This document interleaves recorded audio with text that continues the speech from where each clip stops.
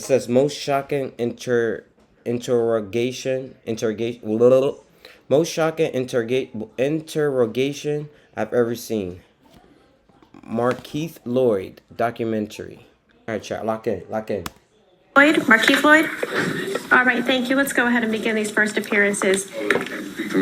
Sir, you're here for the charge of murder of a... There ain't no Markeith Loyd. Who are you? All right, you're here for murder of a law enforcement officer. Attempted murder of a law enforcement officer, carjacking with a firearm, aggravated assault. May I have your name, please? With The following interrogation has been analyzed by a qualified team consisting of 2 licensed attorneys, one being a former criminal prosecutor, and an individual with a Master of Science in Clinical... Hey, Liam. This is a long video, so I'm gonna need you to not fuck with me, you heard? Apology. Look, you ain't learned yet. It's raining. You said I have to read those. Take me home. This man's still trying to speak. It's raining outside, y'all. He's still trying to speak. Look, take me home. for real, you not about to kill me and the baby. This man, he has to be stopped. Shit, they just stopped. No, but no, you need a greater force than that. I'm not gonna live past 25. I'm not gonna make it. Not like this. I don't know what I was getting myself into. I don't know what I signed up for. It sounds like this is like his girlfriend. When Sade Dixon spoke these words on a Facebook Live, she was simply making some lighthearted jokes.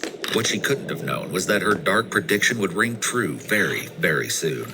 And in the most tragic way. This is Markeith Loyd. He's 41 years old in this footage from 2017. He's just been apprehended by... He's 41 years... Bruh, what the fuck happened to his face?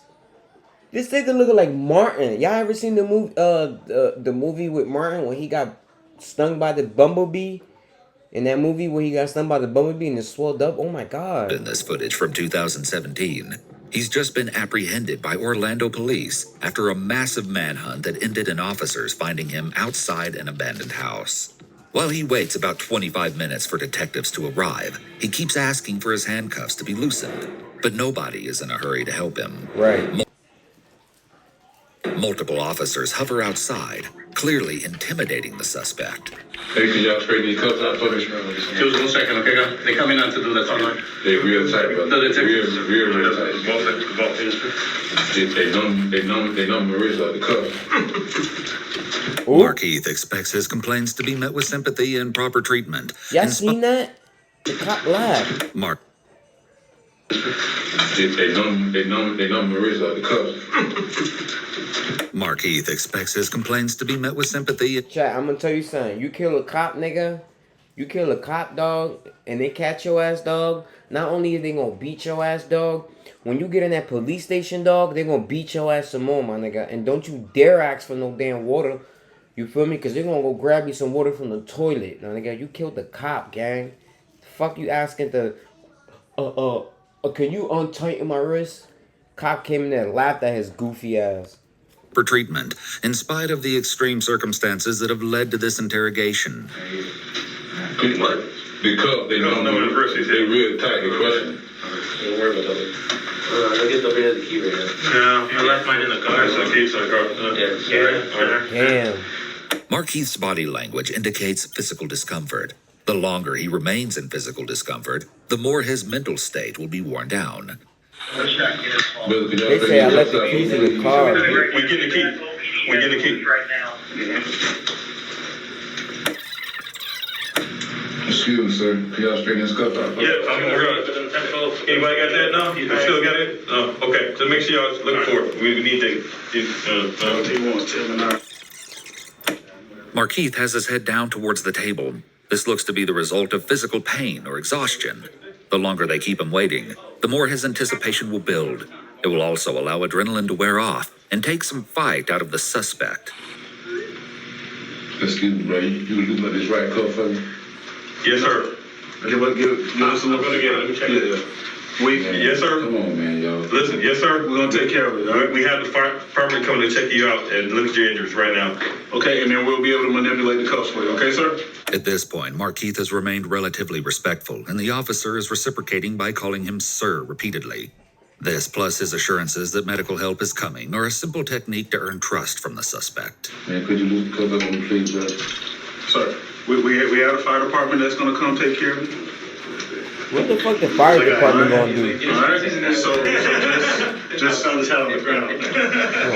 As Markeith continues to wait, the door is left open and various officers and deputies come by to look at the suspect. However, treating him as an object of curiosity or scorn is likely counterproductive at this point. The animal at the zoo effect is a dehumanizing tactic, which may work counter to the purposes of the interrogation later. One more important for Shoot. Yes. You losing up this right cup? We're still looking for that key, man. Man, it's killing me, bro, for real. Help you out if you can. For some reason. A lot of people have commented on this footage that the officers probably could have loosened the cuffs, but chose not to deliberately. For one, this could serve to establish physical and psychological dominance. But there's another. But chat, can the cuff being tight on your wrist cause blood cause for the blood to not circulate, and your shit'll swell up, right? And what happens if it swells up too much?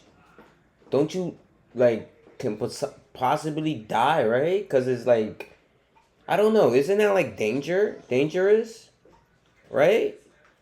Because imagine you just right now, you wrap your wrist real tight and you don't what the fuck?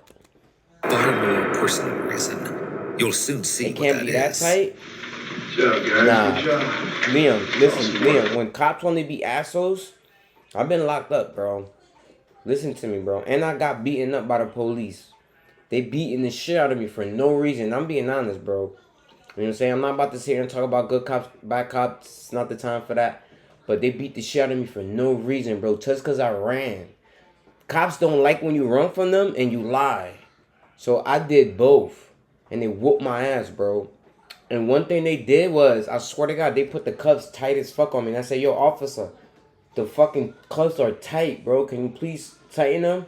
He looked at me and laughed, bro. You know what I'm saying?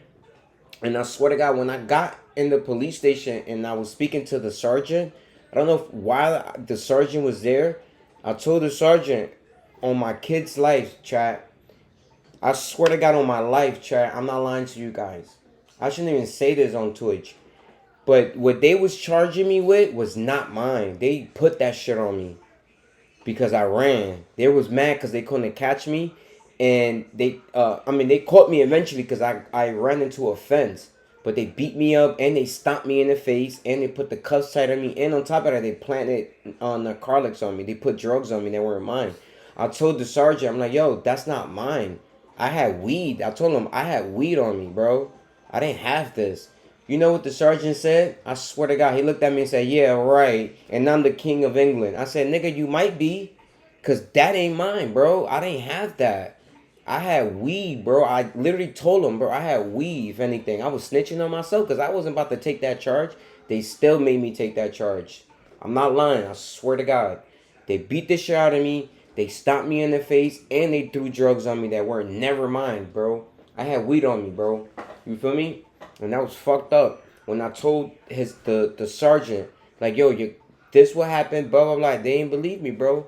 And it breaks me that, you know what I'm saying, that in a way, when I tell this story, motherfuckers don't believe me.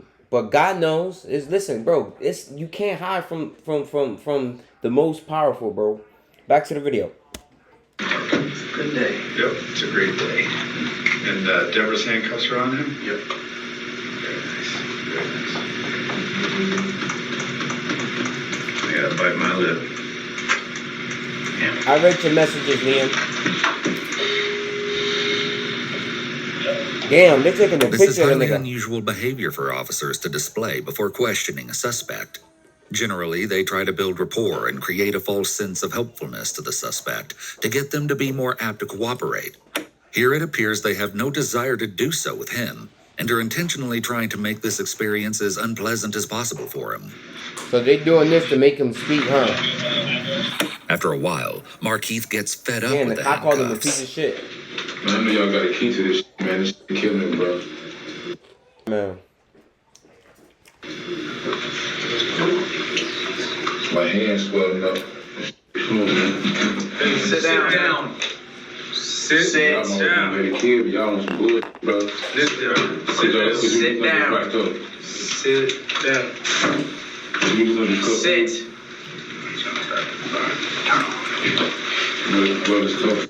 Sit down. And do not get back up. Can you do this go, bro? No. This right, bro? I ain't got no handcuffs. It's fine. Markeith is obviously agitated enough to act out defiantly, refusing to listen to orders. This return to a confrontational aspect is once again altering the state for the interrogation to come. That's what I was This is thinking, a Liam. fascinating change in the dynamic between prisoner and keeper. The right cuff, the left cuff, right? They're fine. You have gloves? You guys have It's cut off in circulation. Bring us a cup. Bring a box. Yeah. Bro just killed the cop and think he about to get I feel my symptoms. hand swelling up, my whole hand swelling up, bro. Tensions are high, and after waiting a few minutes in silence, Markeith starts asking who is in charge here, which is an attempt to regain control of the situation by going to the top.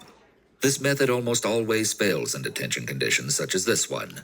Soon, two men walk in the room. Markeith, I'm Detective Cadis with Orlando Police. This right coat shit. We'll talk about that here in a second. Okay. Can you sit up and tell me your name? This is the start of the baseline process, wherein the Who the fuck is this nigga? Is this what he look like now? Or what he used to look like? Cause damn, he don't look shit like this picture. They beat the shit out of him, gang. interrogator starts to get an idea of the suspect's demeanor and reactions when answering simple questions. This will later be used to help discern untruthful answers. No, because I'm a blood circulation. Okay. We can work on that. Let me see the handcuffs. The detectives finally address the suspect's handcuffs, as it seems obvious that his focus will remain on the pain he is in until it is dealt with, making the interrogation more difficult for them. They appear to loosen the handcuffs, but still don't remove them. I can see space in the handcuff. I can see space between the skin there. I'm gonna open up. Listen, I'm gonna open up just a little bit. Okay? Just a little bit. You understand me? Yes, sir. This time, when Markeith brings up the cuffs, one interrogator is attentive and helpful, sending the message that he cares about Markeith's well-being. This is magnified when the cuffs are finally loosened a bit. Yeah, There right. are Don't upwards give of a 4 fuck about officers her. in the interrogation room.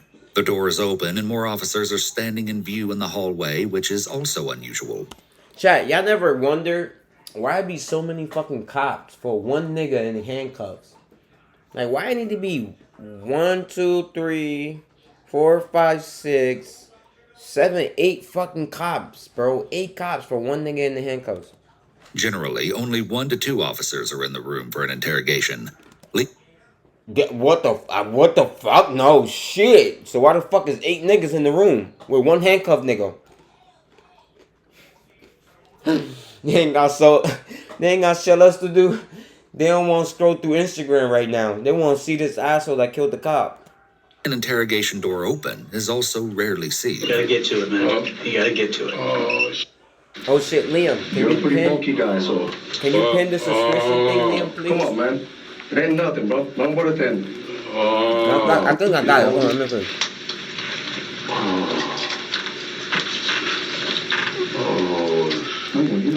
I'm gonna comment it and you just pin it for me.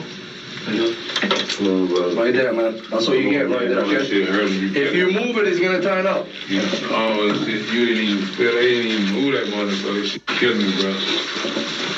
Alright, this one I'm gonna do real quick, man. Face me. Face me.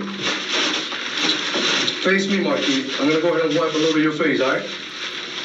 I will not wipe that face. That shit That's don't not too hurt. much, but. Damn, chat. Oh my god, look at this shit, gang. Look, chat. I want everyone to look where my mouse is at. Everybody look where my mouse is at, right here. This is his fucking eyeball, gang. I mean, this is this is his eyeball, gang, popping out his eyelids. God damn, bro. They must have been beating the shit out this nigga, bro. You see his jaw, too? Bro. I ain't gonna hold you, Char. That's kind of fucked up, though, right, Char? What y'all think? Be honest, Liam. Chat, be honest. For those that have been in here watching this video, y'all think that's fucked up the way they did, gang? I mean, he did kill a cop, bro. But you gotta think about it. It's one nigga. Well, we don't know if he had a gun on him, right, chat? I don't know, chat. I don't know how to feel right now. I know. I tell you one thing. I know how he feel. I could tell you how he feel. I'm only gonna look up a little bit. Loosening Markeith's cuffs I'm and thinking, wiping his Liam. face is done with the purpose to get him to focus on the case instead of the handcuffs and injuries and blood on his face. These actions could also be a way to exert control and dominance over him, as he is unable to wipe his own face and needs to rely on them to do so. Ooh. That hurt? All right, you good? Ooh, why you Okay, feel like I'm that? good too. I did a little bit, man. We'll get the rest in a little bit, okay? Oh my god, that shit look like it hurt. Markeith is in bad shape, with blood all over his face. He'll explain the reason for this shortly. But first, the interrogation begins. This is Detective Case 12277, reference case number 2017-11345. Date today is January 17th, 2017. Time is 19:54 hours. We're in CID interview room number 5. Markeith, give me your name and date of birth again. Loyd, 10/8/75. Okay, Markeith, listen up real quick. Right now you're under arrest, okay? Markeith has read his Miranda rights, and the interrogators confirm that he understands them before proceeding. Anyone threaten you or promise you anything right now to get you to talk to us? Okay. Also in the room, The door is still open when the officers Mirandize him, with officers still standing watching from the hall. Generally, the door is closed to give the suspect a feeling of privacy, and so there are less distractions from the interrogation. This is Detective Danny Garcia Fagan with the Orange County Sheriff's Office Homicide Unit. okay. The technique that will primarily be used here is the Reed interrogation method, though there are some hints of I'm the still UK confused why originated so many peace cops method here. early on as well. Markeith, you know why you're here tonight, right? Good. Okay. Can you tell us why you think you're here tonight? Detectives begin with the Reed technique of positive confrontation by saying, "You know why you are here tonight."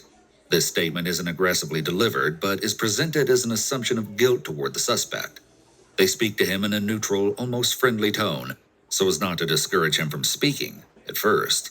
If this method doesn't work, the officers will likely move on to a more confrontational demeanor. You've obviously been hiding for quite a while. You've been running from place to place. You're in custody tonight for obviously a pretty serious offense. Can you tell us why you're in custody tonight?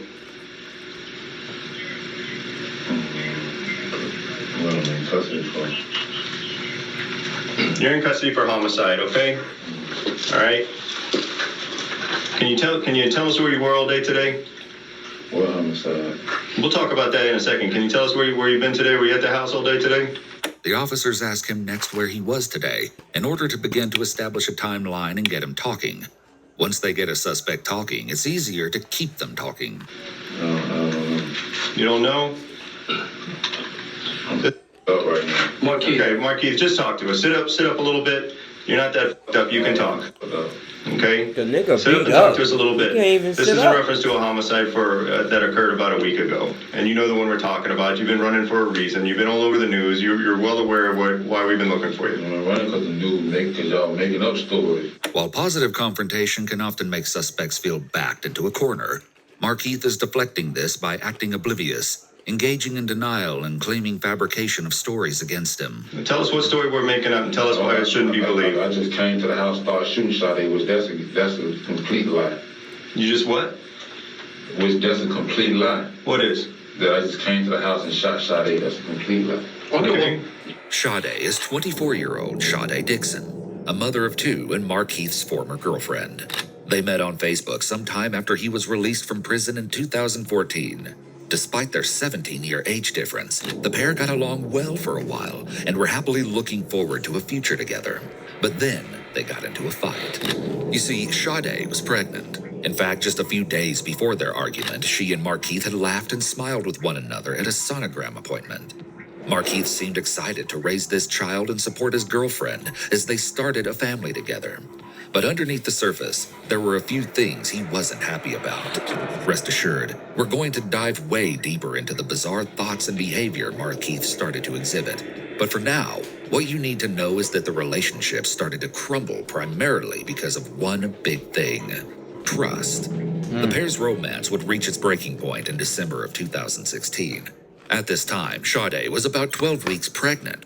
On the 10th, Sade moved back into her parents' home, not saying much about the falling out with Markeith, but she did reveal that he had bitten her during a fight.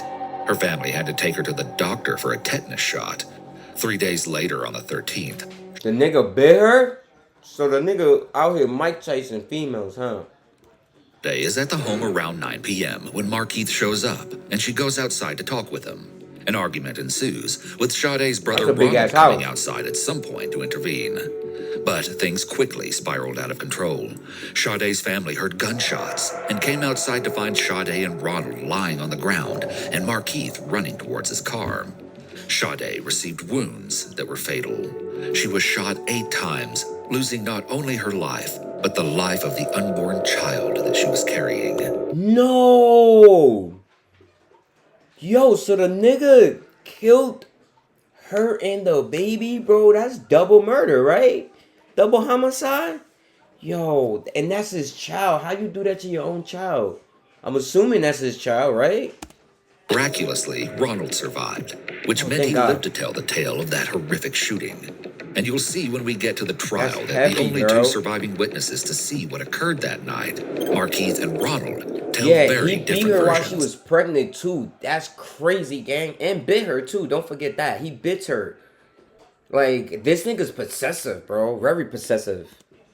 As Markeith went on the run, the news was spreading the story of the shooting, which brings us back to him sitting in the interrogation room, But they say he killed the insisting to cop. officers that the narrative the media has been circulating is a complete lie.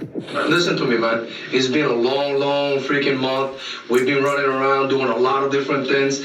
Understand that I'm here just as tired as you are, man.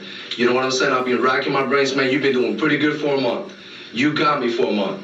But right here sitting now, dude, we're gonna go ahead and clarify some things. If I'm wrong about something, I'll be the... Yeah, bruh man right here speaking, this detective, he Cuban. He 100% Cuban, chat. This gotta be in Florida, right? Right? This is in Florida.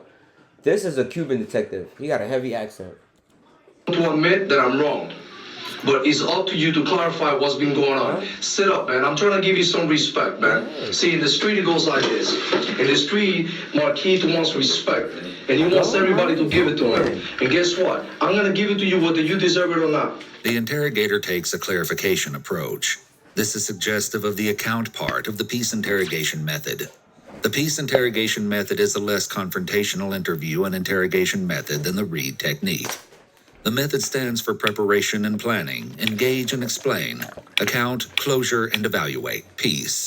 Under the peace method, investigators allow a suspect to tell his or her story without interruption before presenting the suspect with any inconsistencies or contradictions between the story and other evidence. But right now, you know what I need? Nah, I'm tripping. I thought they said that he was been running because he killed the cop. I'm bugging. I can't, bro. Hell no. You to give me a little bit, because I deserve it. Okay? I'm here giving you all the respect in the world. That is respect. Okay? Well, all I want to do is talk to you and figure something. It's police brutality, and I ain't dead. But you know what happened to Sade? That was bad too. Markeith's body language during the interrogation is very closed off. Not only is he hunched over, but he is also avoiding eye contact by keeping his gaze on the table or the wall.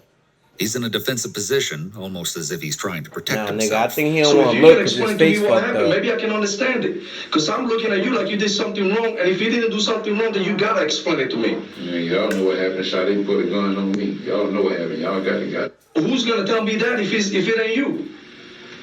You're the only one that was there. You, Sade, Ronald, all the people.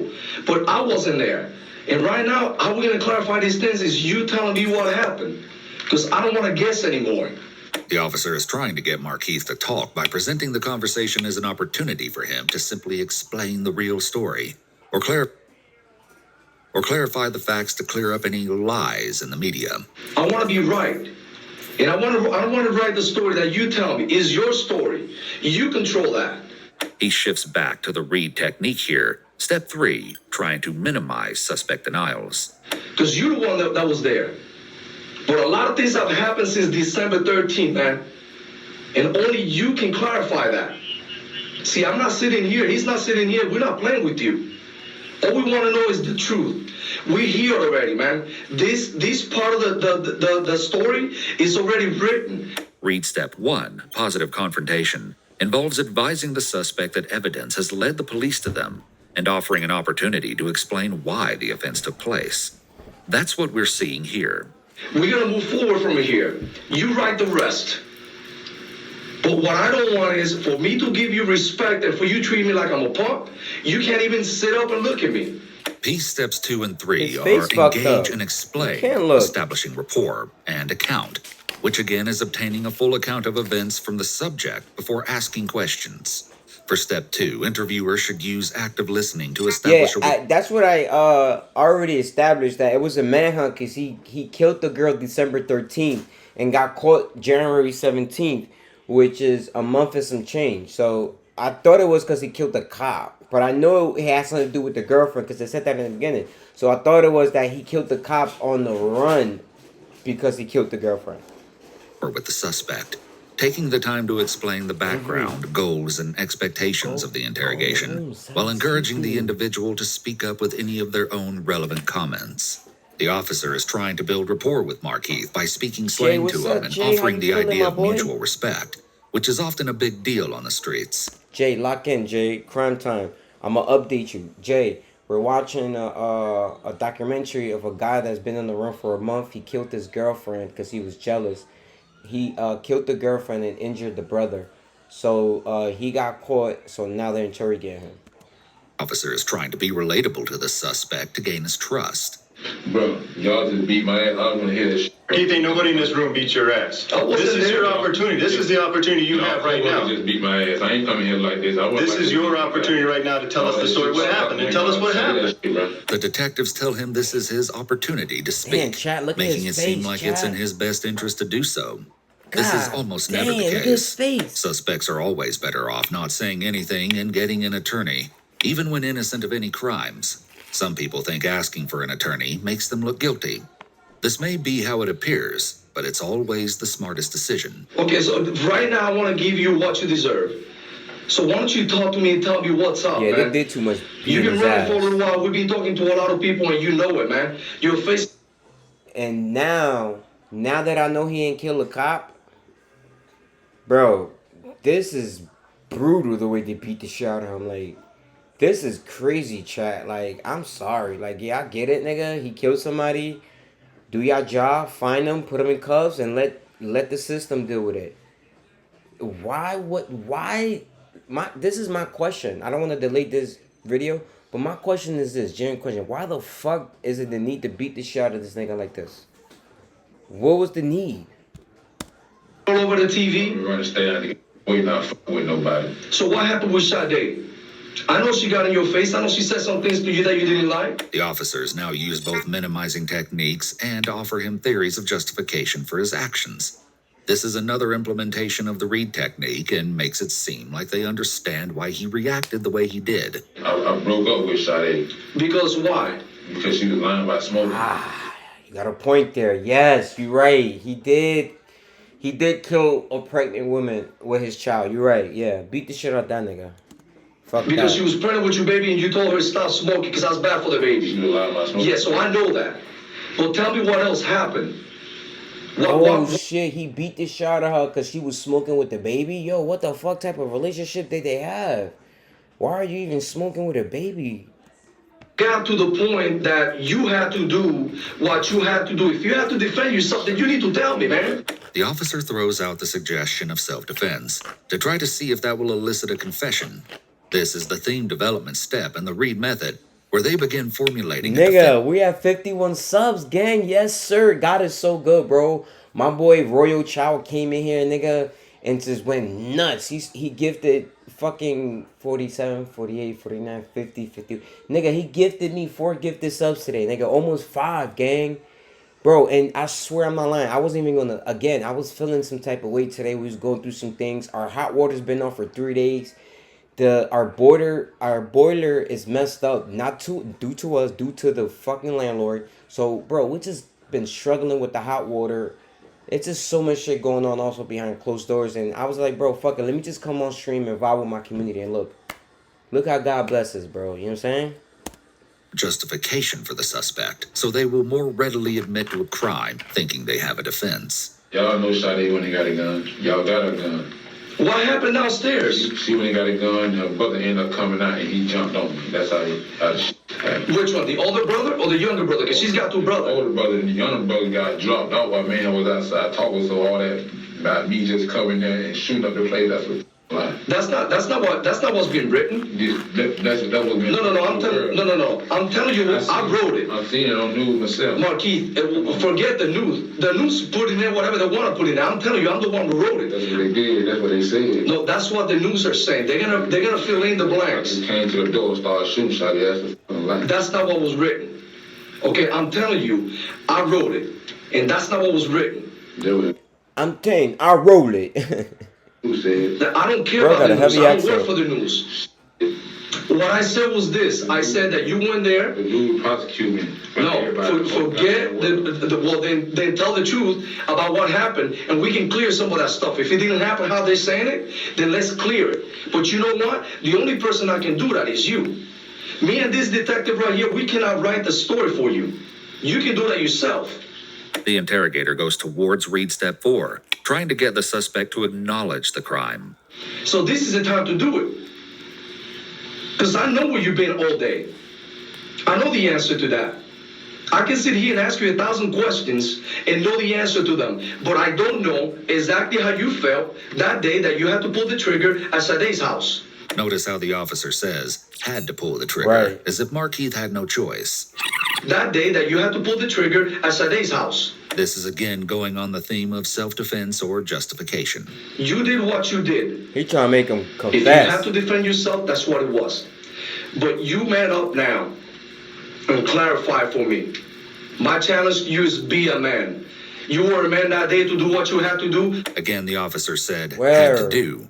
You were a man that day to do what you had to do. Continuing this theme of self-defense and implying his actions were justifiable. I'm challenging you right now. Be a man, okay? Be a man and tell me what happened. Word, nigga, you killed your Because baby that's the mother only way with we the can baby clear in it. You'll see shortly that the authorities have already done their research on Markeith's personality, as displayed through his social media. One thing they know is that his identity and reputation is a source of pride for him.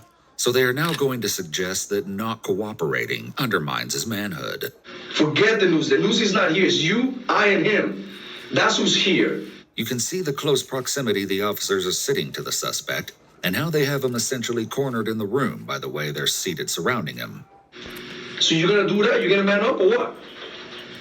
Yeah, I said no. I ain't. Listen, bro. Who pulled the gun on you? Sade or her brother? We're reverting back to piece step 3, reaffirming the details of the account of the criminal behavior. Sade put a gun on me. When? What you mean when? When the brother came out? When?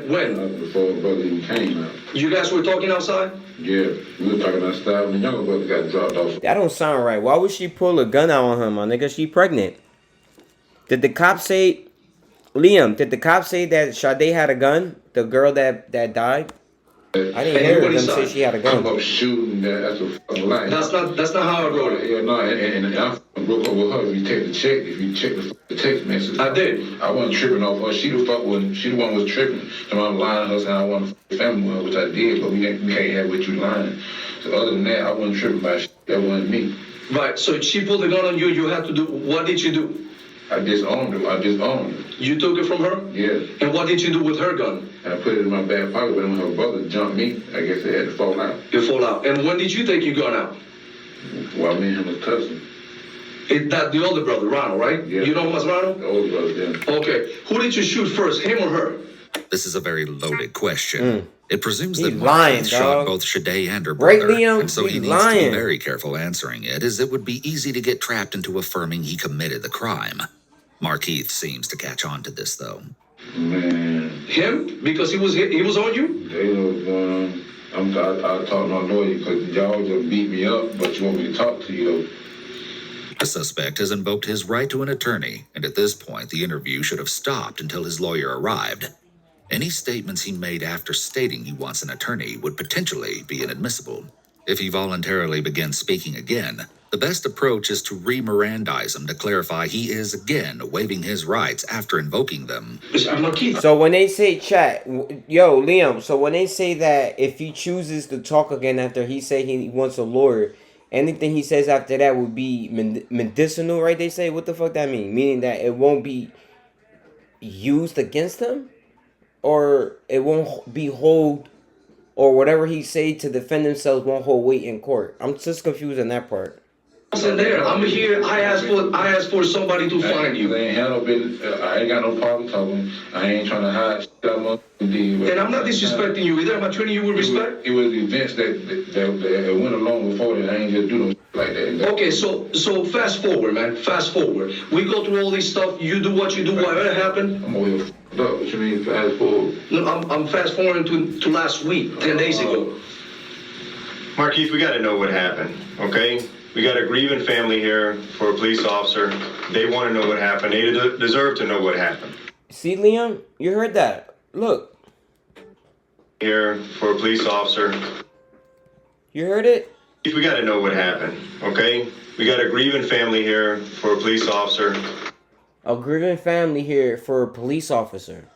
Want to know what happened. They deserve to know what happened. The interrogator refers to the grieving family in an attempt to play the morality and conscience cards on the suspect. The police officer that the detective mentioned is Lieutenant Deborah Clayton. Nigga, Liam, you're fucking. My son's sleep. Yo, Liam, if you make me wake my son up, nigga, you make me wake my son up. I knew I was right. I knew this nigga killed the cop. 2. This brings us to the second half of Markeith's interrogation. If you were wondering why the I'm starting to question you, Liam. I'm starting to question you, nigga. Between Markeith and law enforcement have been especially high, well, it's all about to become crystal clear. After Markeith fled the scene of Sade and Ronald's shooting, police were working anxiously to track him down. But for a long time, they had no luck. Markeith had somehow managed to slip out of their grasp, and for all they knew, he could be anywhere at this point. They got big short. Christmas comes and goes. The holiday only a reminder to Sade's loved ones of the happy times they were excited to spend with her, but now will never have the chance to. And then, on January 9th, 2017, at around 6:45 a.m., Markeith walks into a local Walmart. While inside, he approaches a plainclothes loss prevention officer and asks if the store has a restroom other than the one at the front of the store. This was a red flag for the officer, as he suspected Markeith might be trying to conceal something in the bathroom. More than that, he observed that Markeith seemed to be tiptoeing and acting secretive. For someone on the run from the law like Markeith, it seems pretty risky to show your face in such a public and busy store. Right. But maybe he was just desperate and running out of supplies. Maybe he figured that such an early morning visit would be... Or maybe he went to Walmart. safe. Chat, maybe he went to Walmart to get some fucking food and shit and like some guns. Because y'all know, depending on where you live in the United States, there's Walmarts that sell guns. That he could get in And and get ammo. out without any trouble. What he didn't bet on, however, was Orlando Police Lieutenant Deborah Clayton entering the store just 15 minutes after he did. As both parties did their shopping, they actually crossed paths a few times. And then at 7:11 a.m., the fugitive and the law woman were actually in the same checkout line, separated only by 2 customers, before Markeith chose to leave this line and go to another to complete his transaction. Up to this point, nobody seemed to have any idea of Markeith's identity. Damn, the cop although I'm was sure right he must there. have been nervous to be so close to an officer. Clayton finished paying for her groceries and walked out of the store, and I can imagine Markeith breathed a sigh of relief that she hadn't recognized him. Oh my But this God. was just the calm before the storm. Another woman in the store had noticed that there was no cashier working one of the lines, and so she went to customer service to get an employee. As the two return, she notices that a man has since started waiting in that very line, and so she walks up to politely explain that she had been there first. But as soon as she lays eyes on Markeith's face, her pulse begins to race. She recognizes his true identity. Oh shit, he got caught by a fucking customer, gang. Coincidentally, her cousin had apparently been married to Markeith, and although she herself hadn't spoken to the man before, she knows exactly who he is. Yo, God. Oh, no. Let me not pause it here. Hold on. Only did she have that What the personal fuck? Why would they connection have with this picture Markeith, out of all the having seen him pictures, through gang? Facebook pictures and videos. But by this point, he had also been publicly Gang, can you imagine? This is why I say God works in mysterious ways. Can you imagine someone killed your cousin and then you in Walmart, you see the nigga that killed your cousin? Oh, God. a suspect in Sade's murder, and a news release had listed him as armed and dangerous. Sade's parents had even hosted a press conference outside their home to beg the community for help in finding their daughter's killer. As the harrowing realization dawns upon the woman, she snaps her head back down, saying to herself, "Oh that's him." The lady tried to keep calm while exiting the store, but as soon as she was out the door, she spotted Lieutenant Clayton and ran towards her where she was still putting her groceries into her car. The woman frantically alerted Deborah. God. "Ma'am, there's Markeith Loyd in the store. Y'all are out looking for him for murdering his pregnant girlfriend."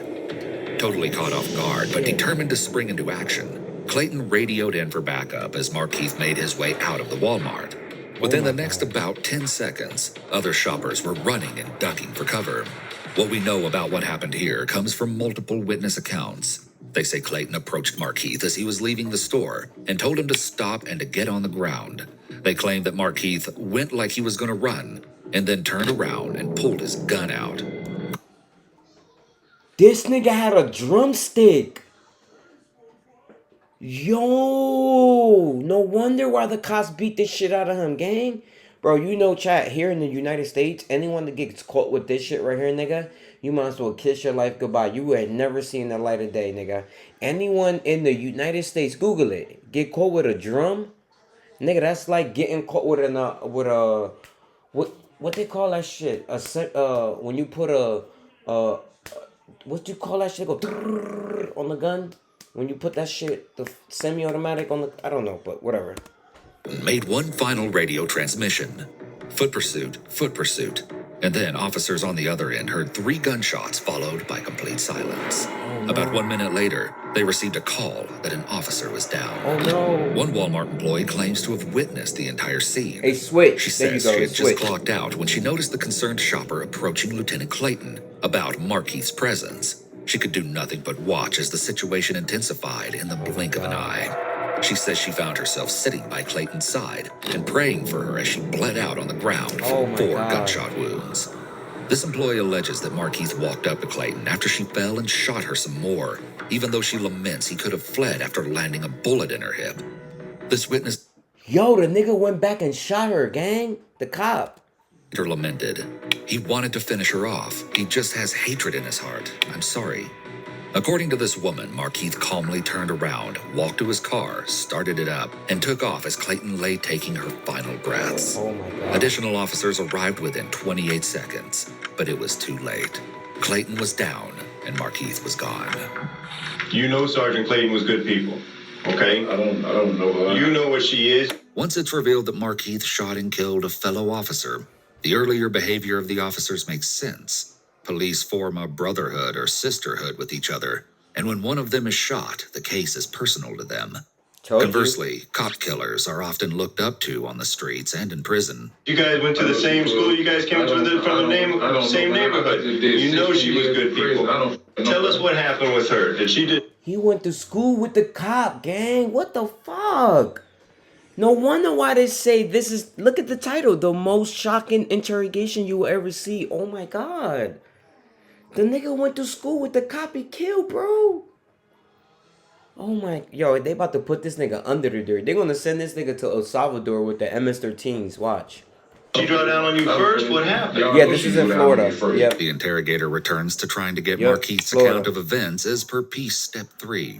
No, we don't. You're the only one there. Tell us what happened. Man, y'all know She draw down and did she fire the first shot at you? The officers proposed that the sergeant drew down on him first to get him to discuss the shooting and give him a false sense of justification for his actions. Y'all know she draw down on me first. Why is she shooting at you? In front of everybody.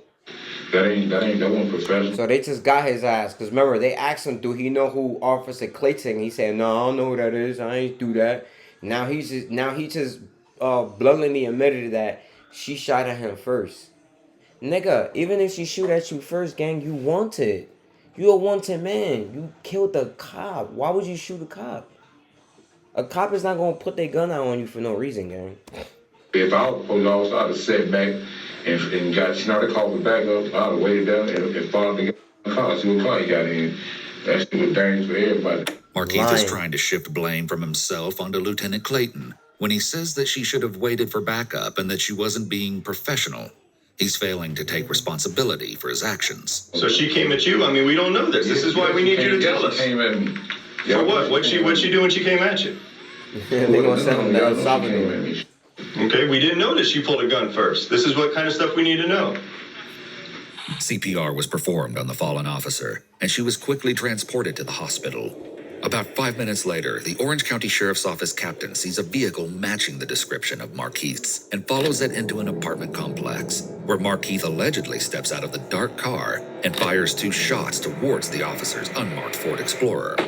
Nobody was harmed, but 3 minutes later, a man called 911 to report that a man believed to be Markeith had carjacked him at gunpoint and then driven his vehicle through a fence.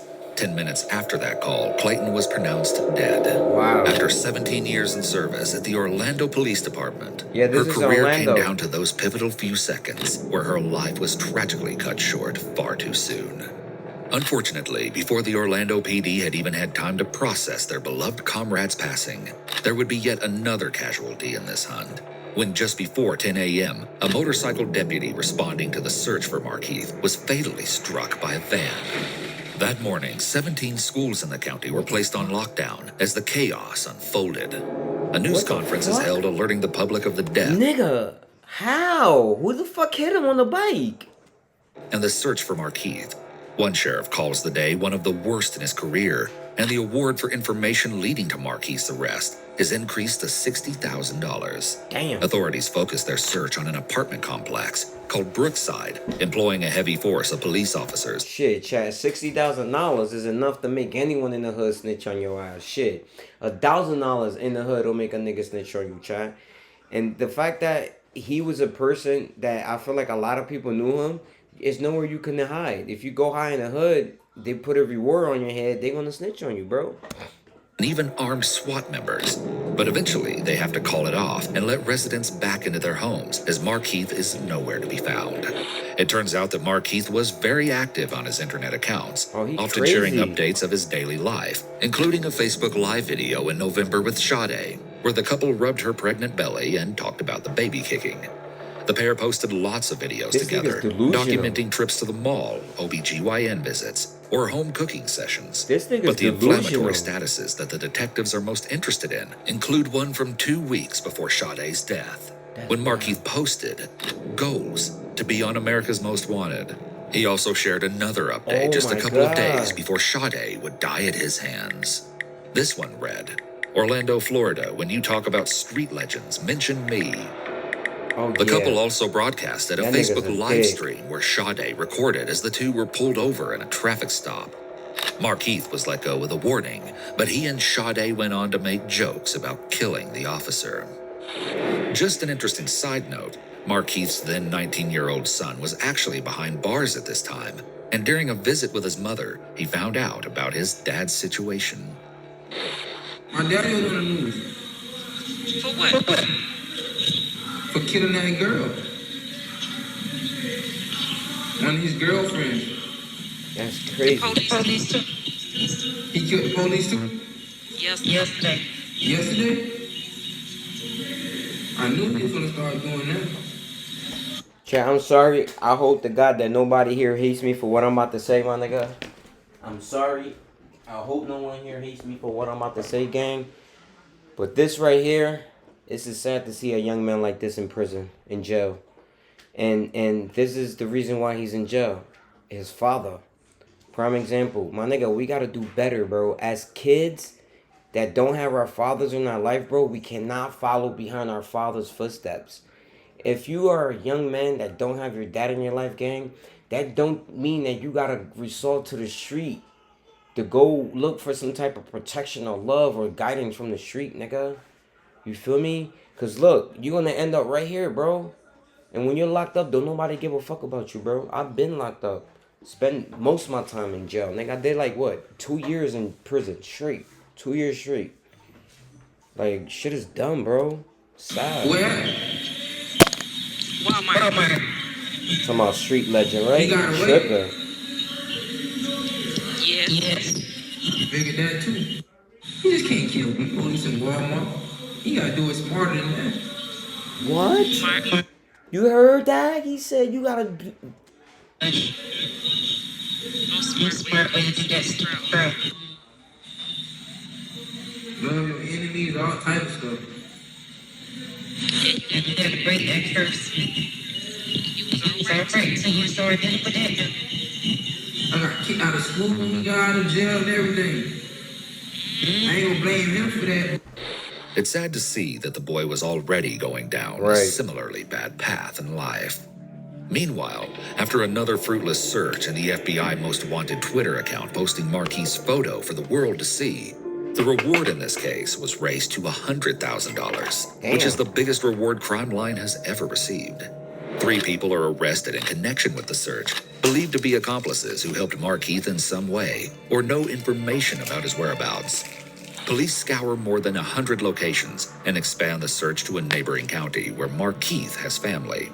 They start receiving tips that he may have shaved his head, and so they release a digitally altered picture of him to cover all their bases. On January 17th, Markeith is added to the U.S. Marshals' 15 Most Wanted list. Everyone can feel that this hunt is reaching a climax, and it is later that very same evening they find him. It wasn't a tip that led investigators to Markeith, though. It was his phone. They were able to trace him through pings when he texted people. He's all alone at an abandoned house in Carver Shores. Police aren't sure how long he was hiding out there. When they first arrive, Markeith tries to sneak. Yo, that's crazy that they can find you through fucking text messages, right, chat? Through a sliding glass door, but is met with Orlando police officers. He was observed dropping 2 handguns from the window as commanded by law enforcement. He then complied with further instructions and crawled on his stomach from the entry door to awaiting officers, where he was placed under arrest. Loyd was wearing an American Body Armor Level 3A bullet-resistant vest at the time of his arrest, rated to stop all handgun ammunition commonly used by law enforcement. A helicopter captured this harrowing footage of those tense moments. Even though officers had a million things on their mind at this point, there was one specific thing they made sure to do during this long-awaited arrest. Remember when the man in the interrogation footage asked if Deborah's cuffs were on Markeith? They indeed were. Orlando Police Chief John Mina explained that this is a tradition in law enforcement that goes back many years, and putting the handcuffs of a fallen officer on the criminal they were killed trying to catch is significant to the family as well as the colleagues of the deceased officer. That makes sense. Why they put the cuffs tight on this nigga, chat? People have inferred that this is one of the reasons why the officers around Markeith before and during his interrogation seemed so reluctant to loosen his cuffs. And it's not hard to see why that would be exactly the case. However, did law enforcement let their anger over Deborah's death go too far? What we'll discuss next has become one of the most controversial points of this case. Markeith claims that the officers beat him up during the arrest. In the helicopter video, we can see what appears to be an officer kicking Markeith in the head while he's on the ground before the video rapidly pans away. The way that Markeith may have been treated by police when he was arrested rapidly pans away. Kicking Markeith in the head while he's on the ground before the video rapidly pans away. That's crazy. The helicopter saw the cops doing it and they put the camera away real quick. I mean, like, yeah, I get it. They're protecting each other, but damn, that's fucked up, child. The way that Markeith may have been treated by police when he was arrested could have contributed to his unwillingness to cooperate with the detectives when he is being questioned. We can also observe in the interrogation footage how incredibly roughed up Markeith is. And he repeatedly brings up the fact that he doesn't want to cooperate with the police after they allegedly beat him up. She pulled a gun on you, then what? Man, I need to realize I need to be better, man. This is your opportunity. Markeith, this is your opportunity. Everyone's been saying all these things about you. This is your opportunity to set the story straight. I just talked to y'all because I ain't tripping. Well, okay, well, if you ain't tripping, man, it's like this, man. No, because y'all don't fucking fuck me up. Y'all ain't Markeith, we are not the ones that messed you up, okay? We're the ones giving you the opportunity to tell the truth about what happened between you and Sergeant Clayton. No, Markeith, let me ask you this. Trying to talk apart okay. somebody. Hey, Markeith. We shot it down and let her turn me in. Markeith, check me out. No, Markeith, check me out. You worry about how you feeling right now, okay? Well, tell me something, man. What goes through your mind when you think about your baby in that belly and not living anymore? Right. That baby died because of the actions that happened that day. They're playing the guilty conscience / morality card again. The death of the unborn child. He is trying to evoke remorse for Markeith in order to get a clear admission of guilt. So you worry about you, that's gonna heal. That you might get a scar. You know what? In 3 days you'll be eating fine. That baby is dead. Right. If Sade deserved it, then you tell me she deserved it. I got a hole so big in my mouth. But you cannot tell me that Sergeant Clayton deserved what happened to her.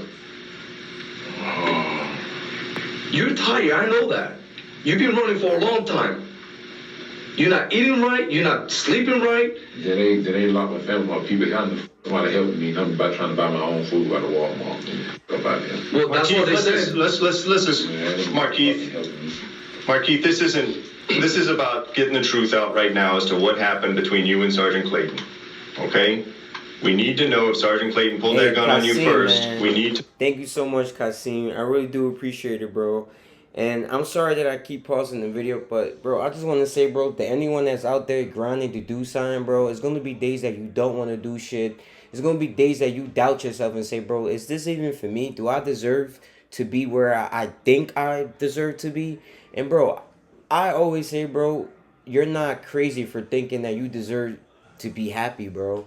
Because I genuinely feel and believe that everyone deserves a piece of happiness, bro. You feel me? And today was one of those days that I was just, like, not feeling good, you know. And I was like, fuck it, I'm going to jump on stream. Because I'm always preaching that to you guys. When you don't feel like doing something that you know you're supposed to do, that's when you do it. When you don't feel like going to the gym, that's when you get up and go to the gym. When you don't feel like working out, that's when you work out.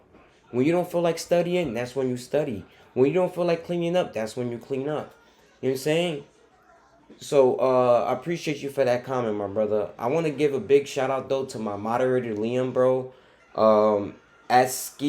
ASLK2, bro. I honestly, if it really wasn't for him, bro, and my wife, bro, I feel like I won't be as locked in as I am. Because they both be helping me with the stream, running it, getting reaction videos, clipping shit. So, big shout out to the team.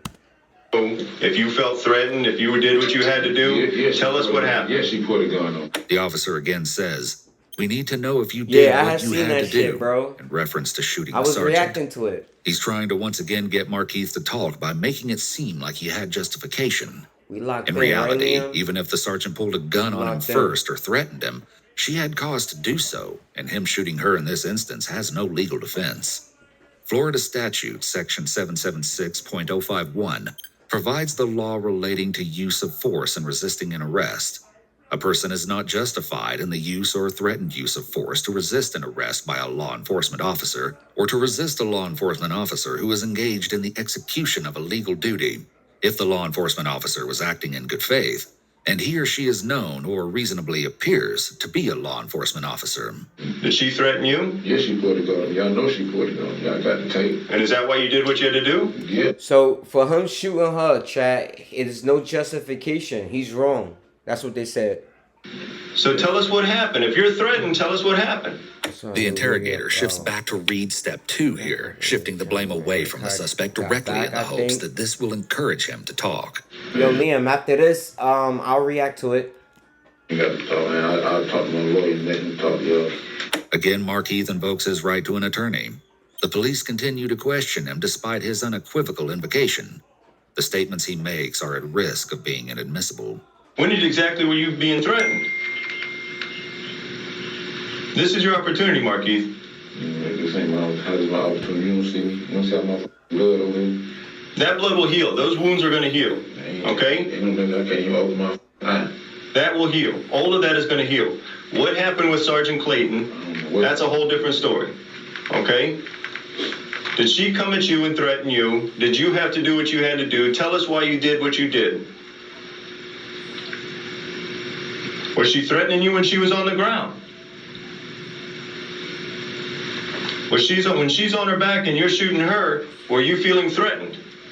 She was shooting the whole time. She's shooting at you while she's on her back? She was shooting. How can she shoot at you from her back? Right. On the ground, shoot from the ground too. If they on the ground, it means Okay, so she's on her back, she's shooting at you. Is that why you're shooting at her? Is that why? The interrogator is not getting answers to his questions. All of the questions so far are leading questions. In other words, attempting to lead the suspect towards a given answer that the interrogators want to hear. Man, y'all give me some medical attention. Markeith, these are simple questions. She's on her back shooting at you. Yeah, I'm talking to you, and I ain't got. Tell us what's happening when she's on her back shooting at you. Tell us what's happening from there. Is that why you shot at her while she's on her back? I ain't post nobody. I ain't get shit nobody. She's shot. She's on her back while she's being shot, Markeith. There's only one reason why you're doing this. Okay? I'm defending myself. You're defending yourself against her? Why didn't you just run? You had the opportunity to run. You had the opportunity to fight. No, you had all kinds of opportunities. You chose to shoot. Why did you choose to shoot? I had no opportunity to run. You telling me you can't outrun her? You can't outrun a female with 30, 40 pounds of gear on her? You're going to try and tell us you couldn't outrun her? Markeith, why did you choose to shoot instead of run?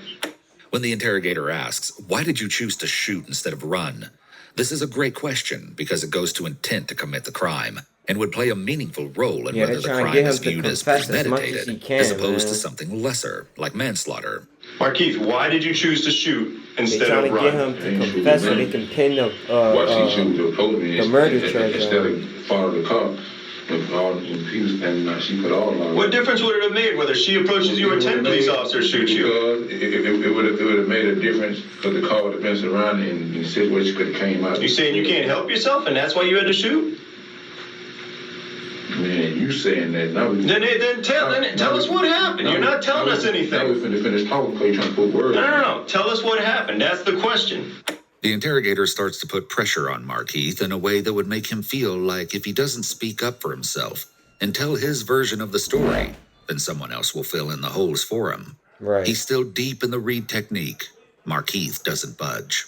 Man, y'all give me some. She came up, she came to talk to you. You pulled a gun. You had the opportunity. Then tell us. We don't know. That's a damn lie. Then tell us what I happened. ain't gotta tell you because now you're trying to put words in my goddamn I'm trying to ask you to put your own words out there. I ain't trying to put words in my mouth. Just like you chose to shoot, just instead of run, just like you chose to shoot instead of fight. You obviously can't run, you can't shoot, you can't fight. All right, well, what you talking for then? Then tell us what happened, Markeith. You can say the insult, brother. All right, Markeith, let me ask you this, man. Look, okay, we're gonna get you medical attention. Coming, get medical attention, okay? It doesn't appear that the interrogator is actually motioning to any real people back there. Likely, he is just faking it to appease Oh, Markeith. shit, about to say, bro, ain't nobody back there, gang. That nigga trolling him. Start me from the morning. What happened from the morning? As soon as you went in there, hear me out. As soon as you went in there to buy your food, what happened?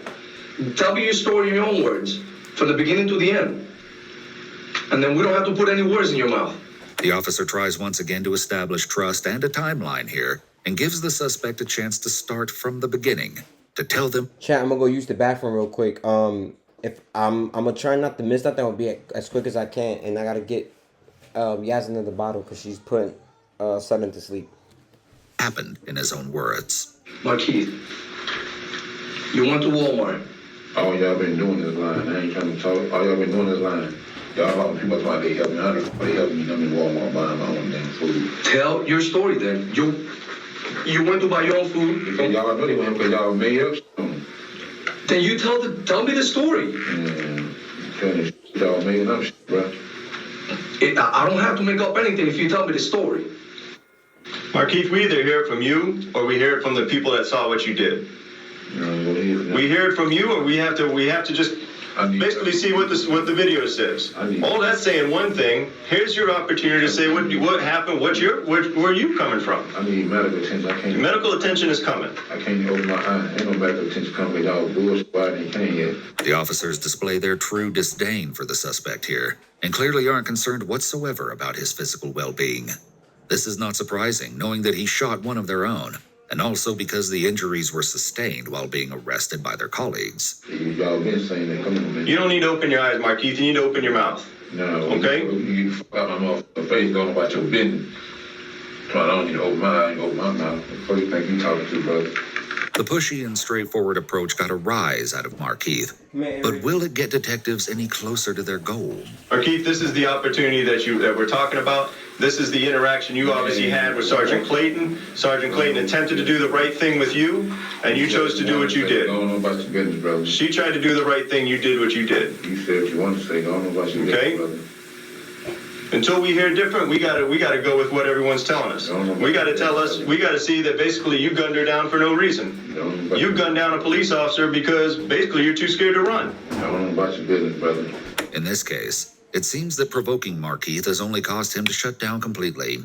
The interrogator reverts back to read step 1. Until we hear different from you, that's the only option we see out there.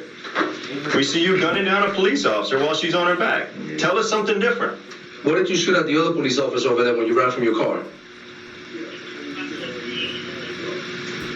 Markeith, man, I'm trying to give you the respect that you probably don't ever deserve. The interrogator continues to refer to treating the suspect with respect. Yo, chat, we do gotta give these 2 detectives a round of applause because they've been keeping their composure, bro.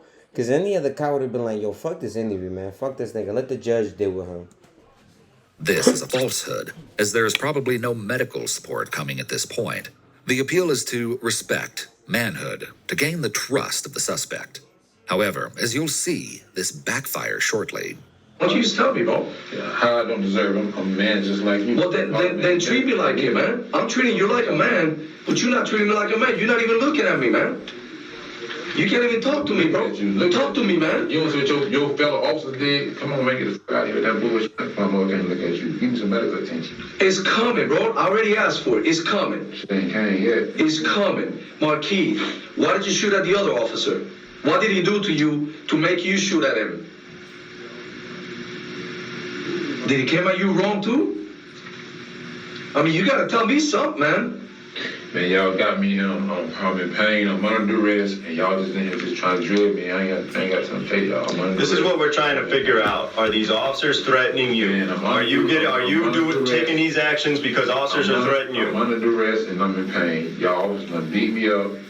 I'm bleeding to death over here. I'm under duress and I'm in pain. Spit coming out my swallow, spit coming out air, blood coming out air. Well, I'm under duress. Y'all here questioning me.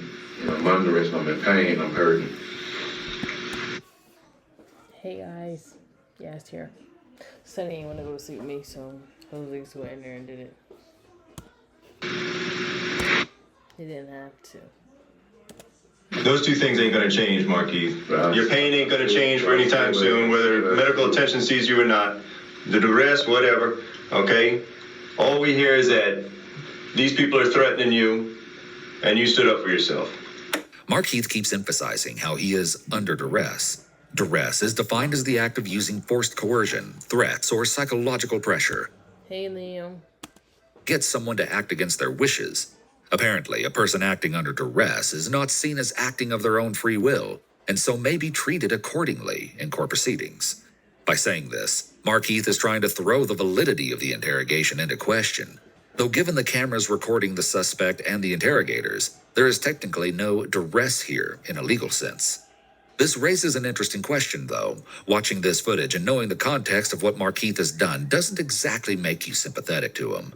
But if everyone is truly innocent until proven guilty, then do you think all criminals who have been badly beaten or injured should be given medical attention before any questioning? Okay? We just want to know how a police officer on her back trying to do her job is threatening you. Why you had to take that action that you did versus all the other options that you had. You had other options. I'm trying to catch up.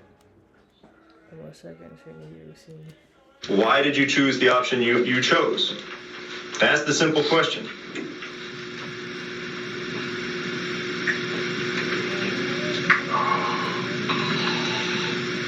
Can you tell us if the deputy was threatening you at the Highland Oaks?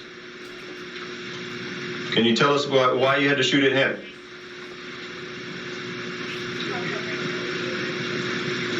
Markeith. Tactics so far haven't been working, and so the interrogators will now try to rile Markeith up. You've led nothing but a gutless life, man. You've shot at all your women. Sade ain't the first woman you shot, okay? You've had a gutless life. This is your one opportunity to show some sort. What? No. Was she pregnant with his baby? But even if still, like, that's crazy. Show that you're a man. You know what's funny? You know what's funny? I'm gonna use your words, Markeith. I'm gonna use your words, and you listen to me real carefully, man. You know what you said? You wanted to be America's most wanted. Leaning in towards the suspect makes the contact more intimate and less avoidable by closing the distance. You were legendary. Yeah. No, I'm talking to you man to man right now. You know what a legendary motherfucker does? He freaking steps on his 2 feet and he freaking stands up and says, "This is what I did." You want people to respect you and fear you. Cause I was just on the motherfucking phone telling them the one called that I was gonna get shot. They dead and they turned me in so they can get the reward. Yeah, okay. Well, you know that's after the fact. Although attacking Markeith's character has spurred him to talk and defend himself, he's still not giving the information they're looking for. He instead claims that he was going to let Saday's father turn him in so that her 2 young boys, ages 2 and 8, could get the reward money. I'm talking about you talking about being America's most wanted. No. What do you mean by Like, what? That don't make it no better. You killed their mom. So turning yourself in to get reward money for killing their mother, it's not the same. Like, what? You don't know me. Well, you talking about being legendary. Well, what is that about? Like me standing up for myself. Standing up for yourself? Anything. Y'all police kill my kids with their hands up. Mm-hmm. Yeah, you talking about? You killed a baby, man. It's crazy. Police killed my kids with their hands up. You killed a baby. That wasn't me. You killed a baby. So don't even judge me on that. That wasn't me. That wasn't you. No. Oh, that's legendary. That's a real man. That wasn't even meant to happen. That was meant to happen, but it happened. No, it wasn't meant to happen. But it happened. Yeah, but I ain't jumping on nobody. Huh? I ain't jumping on nobody. I cannot take that cop seriously. It's the accent. Like, everything is coming out with, like, an accent. Me. Somebody jumped on you. You're a grown-ass man. We're talking about a baby, 3-month-old baby, in the belly. Talking about no baby, because there wasn't no baby that jumped on me. So what you talking about? I'm talking about the baby you killed, man. All right, brother. You see what I'm saying? Say it's okay for you to talk tough, but when I talk tough to you, you want to backpedal, man. Yeah, you ain't talking tough. You just trying to talk to get me to talk, but I ain't trying to get you to talk, man. You either tell the truth or you don't, man, because your word is your bond. Markeith clearly has experience. Yeah, I'm not saying it's bad. It's just real heavy. Like, I can hear it in every word he say. Like Joseliz. Law enforcement, and on some level, understands the tactics the officers are using. He appears to know that talking to them is not in his best interest. Neither party has respect for the other, nor does either want to help the other in any way.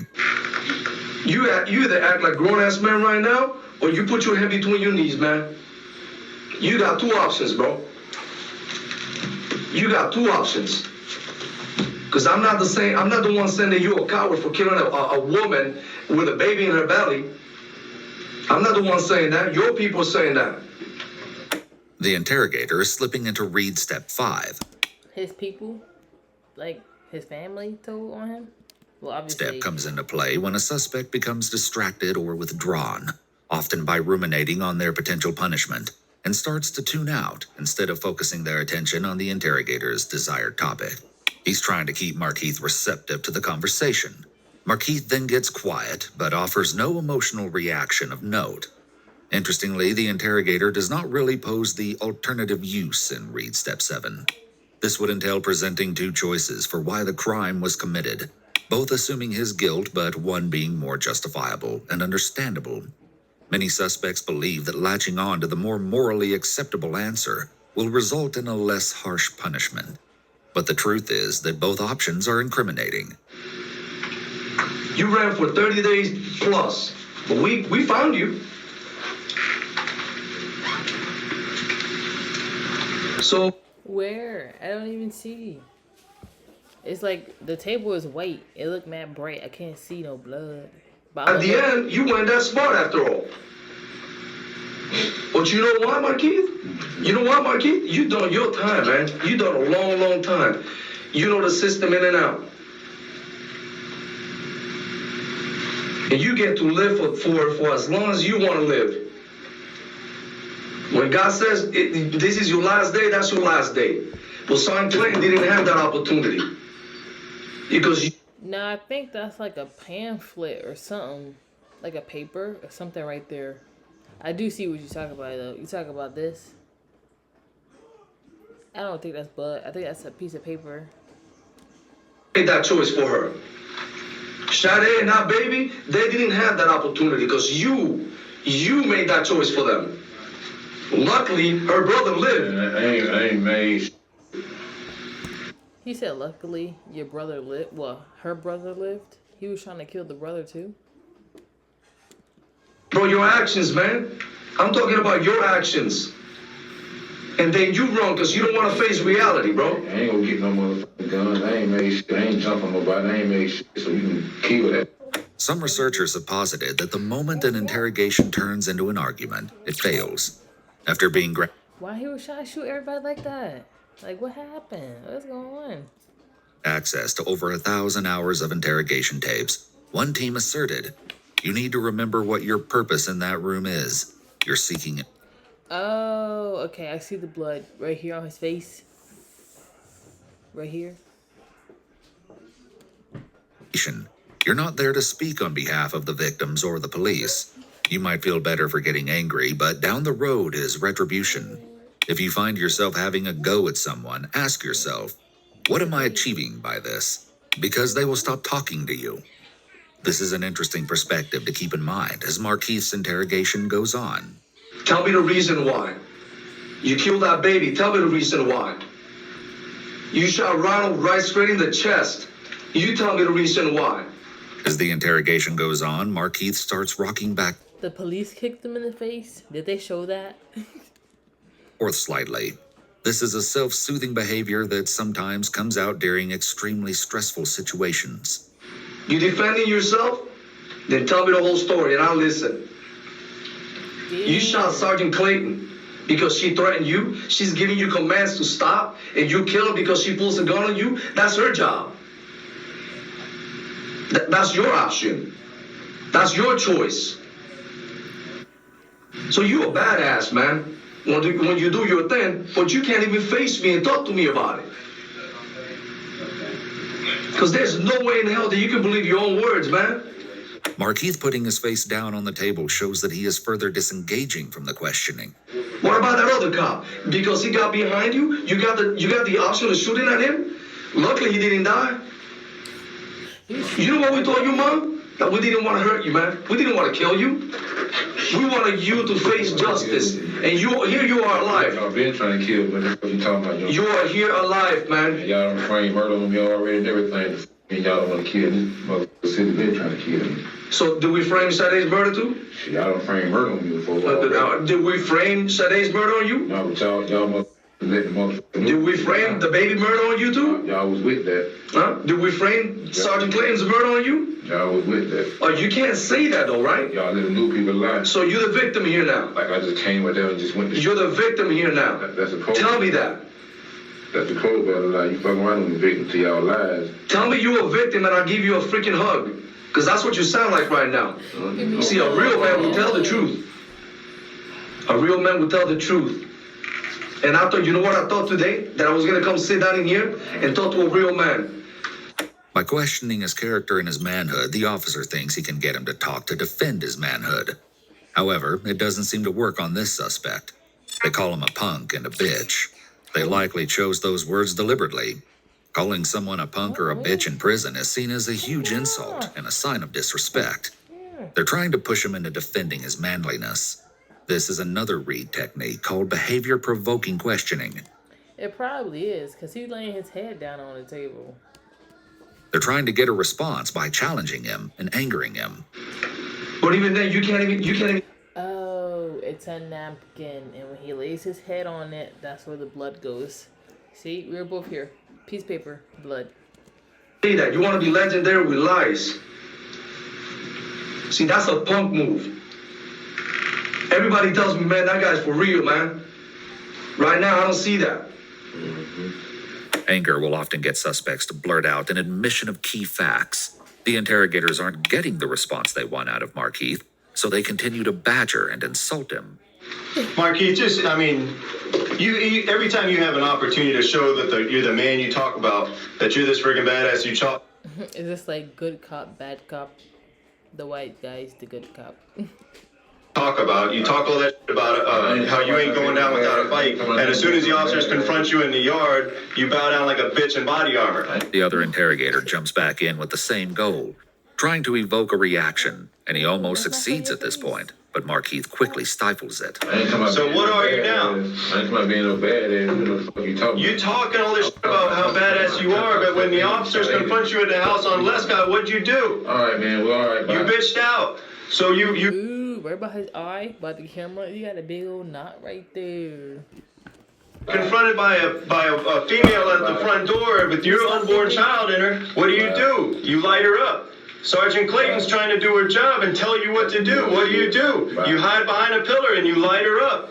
Because you a bitch in body armor. Yeah. Come out and say what happened. Yeah. You running around talking shit on social media, saying this and jibber jabber and that. Here's your opportunity to talk about yourself. Say what happened.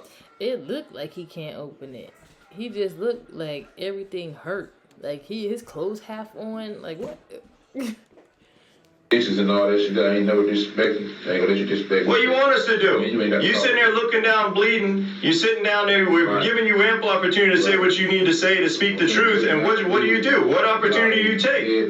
Bro, what are you talking about? I'm treating you with respect. You ain't telling me nothing. He's still leaking blood. Like every time he go to put it on the napkin, it's more stained spots. Like crazy. So it's not about getting respect or not getting respect, because you ain't saying shit. You've been treated right your whole life. You've had people treat you right your whole life, and what do? You put bullets in them. Because you're a punk. Because you put bullets in people that treat you right. What did Sade ever do to you? What did that unborn child do to you? Nothing. You're a little bitch that puts bullets in people when they do you right.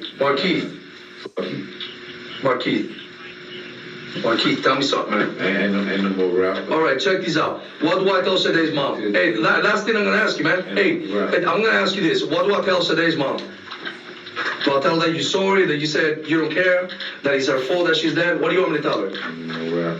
Huh? You were going to call her parents to call so they can turn you in and get money or whatever. No, I was going to call her father. Her father, all right. So you're going to call her father. But call her stepdad. Is that going to be your I'm sorry? Here's some money. That's all she... His face looks so nasty. That looked like more than a kick in the face. Like, ew. $100,000? The interrogator is now shifting from personal attacks on Markeith to focusing on the families of the deceased, trying to evoke a sympathetic reaction so that Markeith will talk about the crimes. No, it wasn't about no money. So what was it about? You were tired of running?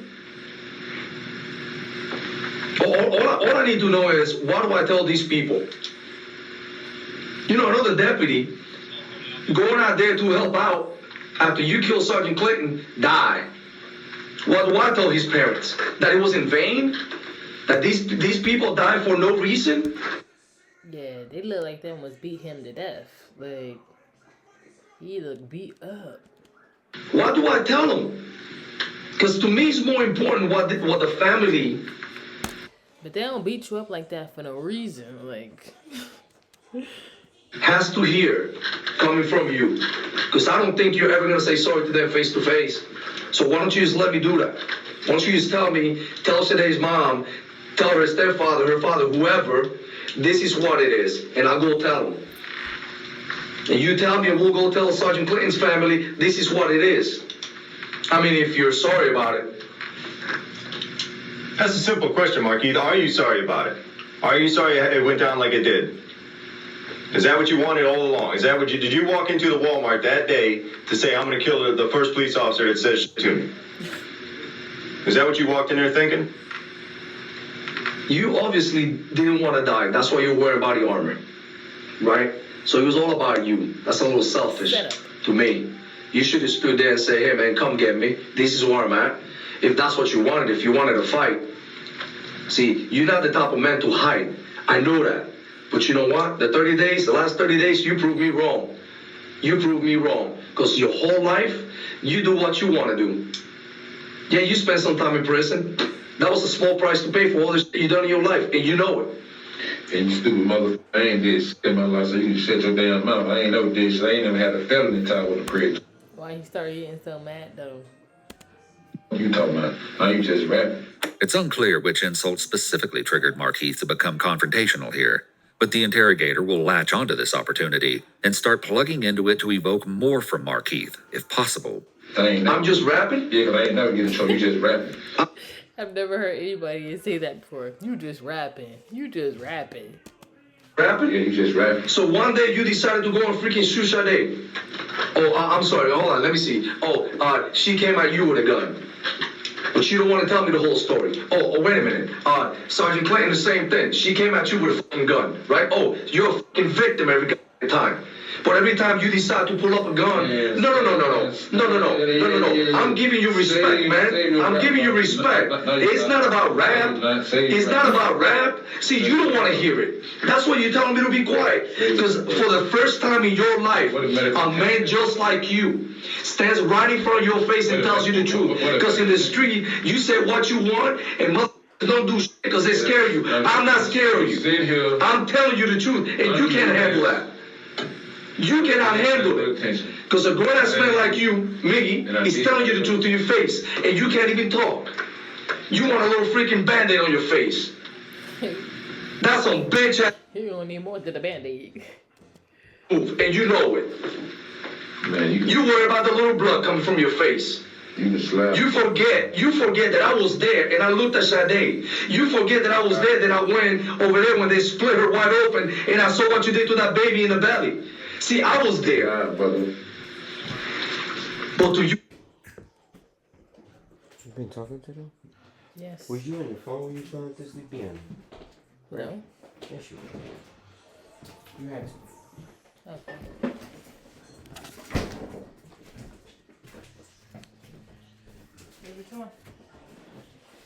Yo, so y'all telling me this nigga is still in here, bro? What the fuck? What did I miss? You a victim. You slide, brother. What? You a victim. You want some victim conversation? You didn't say nothing. Hello? You didn't even fill me in. What happened? You just left. Never mind. Liam, what happened? Fill me in, Liam. You want us to wear a pink ribbon for you? Hey. He is still making efforts to garner some reaction out of Markeith, who has proven a tough nut to crack so far. Meanwhile, the other interrogator is going to jump back in, this time with a less intense demeanor. This isn't quite a good cop, bad cop scenario, but he's trying a very slightly softer approach, and yet this evokes a brief anger response. Markeith, you want us to say anything to the families of these people? We're going to go talk to Sergeant Clayton's people. We're going to talk to Sade's people. Okay? We're going to talk to the deputy who was killed chasing you's people. You want to say anything to them? It all to that woman who's probably one of the truly nicest, biggest heart police officers I've ever met in my life. A woman who truly gave a shit about this community, who truly got into this line of work to make the community a better place. And you shot her down like a f***ing dog because you're a little. Okay? You want anything to say to that family? Damn, I miss when they called them a bitch and a punk. Damn. I hope you guys enjoy my wife reacting to this. I was just putting my son to sleep because he was just giving everyone a headache chat. So I want to apologize for, like, you know what I'm saying, being out. Hopefully you guys enjoy her little reaction. You know what I'm saying? Your mama. Whatever, dude. You're a little bitch and you know it. You want to say anything to that family? They just said it. Do you want to say anything to that family? Oh my God. Dad, that'll be thankful to get some respect and you disrespect one. What respect do you deserve? You deserve the respect of any rabid dog on the street. All right, well, go on. Damn, so they finally gave up being nice to the nigga, right? So that good cop, bad cop, they just threw that shit out the window and said, fuck it, you a bitch. You's a bitch and forever gonna be a bitch. What the fuck you stood in front of me for then? The sudden, I just put son to sleep. For some reason, he just doesn't, like, he's hard-headed, bro. I don't know what it is with him. He's just been giving my wife trouble, you know what I'm saying? And then Avery, she's easy to fall asleep. Avery's not that bad. Avery, if we just all turn off the lights, she'll go to sleep. You feel me? It's just him, bro. Like, he's literally the headache right now, bro. And all I'm trying to do is, like, to stream where I can bring him on stream with me. But it's like, he's too active. He can't stay still. My son is too energetic. So I'm trying to figure out how can me and my wife work together with him while she can be on stream with me, putting the kids on stream, you know what I'm saying? So right now, the goal is to just keep building the community here on Twitch, growing and growing. So eventually we get enough people here where it'll be easy to bring them on, right, when we got a lot of people viewing us. And we can get maybe like the people to ask us some questions where we can interact with the kids. Like, I don't know, bro. I'm just like, just trying to stream, bro. You know what I'm saying? And it's been difficult these last couple of days. That's the smartest thing you said all night. Go on about your business. Smartest thing you said all night. Go on about your business. What you still here for? Yeah. You got that right. What you still here for? You got it right. Ain't no Markeith nothing. Y'all gotta just give respect and give respect. Did I give it to you? I gave it to you, right? I gave it to you. I talked to you like a man. I talked to you like a man. I told you. Let me ask you something. Did I disrespect you? Did I disrespect you? Yeah, both of y'all. How did I disrespect you? Yeah, you can call them fans too. Because I told you the truth in your face. I didn't call you no names. You don't want to hear the truth. I didn't call you no names. You know what I did? I told you the truth. I told you the truth. Yo, Chad, they about to let this nigga fucking rot in here, bro. Now the fact that he ain't cooperating, he ain't talking, the police about to really torture this nigga. Man to man, if you're not gonna freaking tell me the truth, if you're not gonna talk to me like a man, then tell me that. Tell me, man, I can't do it. I cannot talk to you like a man, just say it. The officer is linking his unwillingness to talk man to man to him being a punk and a bitch to try to once... Yo, the narrator is funny as hell. He said calling him a punk and a bitch.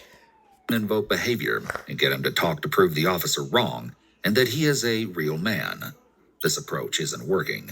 Markeith seems to have no real concern for anything they're saying and still seems focused on his medical needs and the fact that the cops allegedly roughed him up upon arrest. The narrator don't give a fuck about him neither. Y'all got my brothers. Sade had a bunch of them in her body too. And so did that baby. And so did Sergeant Clayton. Chad, this nigga's complaining about a hole in his mouth, but you literally killed your unborn child and the mother of your child. And then on top of that, you went and killed the innocent cop. So what is there? Nigga, you gonna heal. Them 3 people are not gonna ever heal, gang. You want to compare holes? We can compare holes. Right. Yours are gonna heal. Okay? Your wounds are gonna heal. You're gonna be fine. Okay? I read something you put on freaking Facebook. You talk about love and God first and family this and family that. That's a load of shit there. You know, I look at it, yo, man, this guy can be the nicest guy one day and the opposite the next. See, I think about, damn, you know, sometimes I get pissed off, man. By sharing some information about himself, the detective is trying to relate to Markeith and build rapport so that Markeith will be more likely to cooperate with the questioning. Sometimes I want to say some things to my woman. Sometimes I want to say some things to my kids. Sometimes I want... Yo, Chad, I can't stump, my nigga. I really do like this nigga accent. The cop right here, the Spanish one, bro, his accent is so gangsta, nigga. No homo. Like, man, I'll tell you something, man. You don't want to talk today. It's okay, papi. You don't want to talk. It's okay, pa. I'll tell you something. You pussy, though. I gotta call you. I gotta call her how I see it. You's a bitch and you a pussy. I know. Hey, look, man. I just call her how I see it. You pussy. You's a bitch. Things to the people I work with, you know what? And I hold back, you know why? Because most of the times I'm wrong. I'm jumping to conclusions. But you, not you, you don't Scarface say something. type shit, right? You pull a gun, you freaking shoot it. He sound like he being Scarface. Pissed to you. You pissed to her. Pull a gun and shoot at her. Man, ain't none of that happened, so you can shut the fuck up. No. Will you fucking let that happen? How about Sade? Did not happen? Did I make that shit up? Am I imagining things? Is it a fairy tale that she's dead? Because last time I freaking checked, when I stood right there and they were doing an autopsy, I know what I saw. I've been doing this for a long time. You're good at what you do, and I'm pretty sure that I'm good at what I do. And I know what I saw. You say you're defending yourself. You say that these people are coming at you, they're attacking you. Even when you defended yourself, even when the attack stopped, Sergeant Clayton, she was down. She was down. You already shot. Don't forget, bro. He killed the cop while she was on her back, gang. He ran back and shot her in her back. She wasn't getting up off her back, but you had to do what you had to do and stand over her and finish her off. Okay? Don't try and say that was you were defending yourself. You willfully went in there and did what you did. You willfully went in there and killed her. The interrogator confronts Markeith with his axe, suggesting he went from defensive actions to unjustified actions. The witness who sat beside Deborah in her last moments would later claim that it looked like Markeith was trying to unload his gun on her and get rid of her like it was something personal. She alleges that Markeith continued to shoot the officer while she was down, and that she could only watch as Deborah's body jumped off the ground from the bullets. So, in truth, all the acts were unjustified. But by drawing the line, the interrogator is trying to get Markeith to justify or explain his account of events. You had all kinds of options. Starting with the second she walked out the door trying to do her job. You had all kinds of options that did not involve doing what you did. And the best option was for her to fall back and watch the curve. All that. At some point, the police got to come at you. So she falls back and she... Wait, so this nigga's saying that it's the cop's fault that she approached him because she should have fell back? Nigga, it's a cop job to come get you, nigga. You are a wanted man, gang. This nigga's delusional. You and other police officers come. You wearing body armor and you got a 40 cal on you. And they already coming. And then what are you gonna do? You gonna shoot more officers? No, they could have wrote my. How many officers would have been the appropriate number before you would have given up? They could have wrote me off anyway. And then what? Yeah, they could have wrote me off anyway. How many officers would it have taken to stop you? Since one is not enough. They chased you. You had that opportunity. You shot at the deputy. Okay? You took that opportunity. Every time someone fronts you, you go to gun. And then y'all already made up stories and Well, What story is made up? that I just went there and shot it up. You've had 30-something days to come and tell your side of the story, but you chose not to. So don't talk to me about stories. No, you said the my niece told y'all, and y'all not responsible for what the news people play. Man, y'all get the fuck out of here. No, your niece told me 2 stories. That's why she ended up over there handcuffed and in jail. She told 2 different stories. So don't be confused. Oh shit, chat, that's right. His niece was hiding him out. She was cooperating with him because she knew that the cops was looking for him, so she was hiding him and lying to police. So that's why she's locked up. I think that charge is I think it's something called like interfering with police or interfering with the investigation or hiding a fugitive. I clarified all your freaking doubts. I sat down and I talked to her. But you've had 30-something days to come and tell your story. You've had 30-something days to talk to her and say what? You could have prevented. Sit down and talk to her and say what? You could have prevented your niece from going to jail by coming in here the very next day and say, "Hey, this is what happened." Here, the interrogators turn Markeith's frustration. Oh damn! Shorty need a fucking perm. Let me stop. I'm sorry. All right, my bad, chat. I'm sorry. Niece being jailed and harassed back on himself, telling him that his own actions led to her being detained and questioned. They're trying to change the theme of the interrogation. You didn't do that. Because she ain't did shit. How the fuck motherfucker doing Day 2. Yes, she did. And I'm in Walmart trying to motherfucker. She did. She went and got money for you. And she went and got that money from my motherfucker door. That's my motherfucker check that I worked for all week. And I told brought it to you. And I told him to give it to my motherfucker child. That was my motherfucker daughter. Y'all tell me y'all know what y'all talking about. Well, that's what she said. She got the money for you. She ain't told you shit. I know damn well she ain't told you, but she ain't brought me shit. That was my motherfucking child and my motherfucking grandbaby. So y'all can kiss my ass with that bullshit. Ain't nobody gave me shit. I gave away every motherfucking thing. Ain't nobody gave me shit. Ain't nobody gave you free food? The interrogator uses the opportunity of Markeith's angry outburst to confront Chill, him with Liam, other I took it sources back, of Liam. evidence, such as phone records. Ain't nobody gave me shit.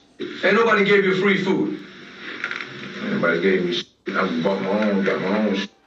Well, you don't think that we're capable of, looking at your phone records, talking to people? You don't think that we went and talked to these people and they said, yeah, we talked to them. He asked for money. He asked for food. This is what. I ain't asked nobody for no motherfucker. That's a motherfucker lie. So they lied on you. The interrogator knows Markeith cares about the people close to him and tries to provoke him by suggesting that if Markeith disagrees with what they're saying, then he is essentially calling those people liars.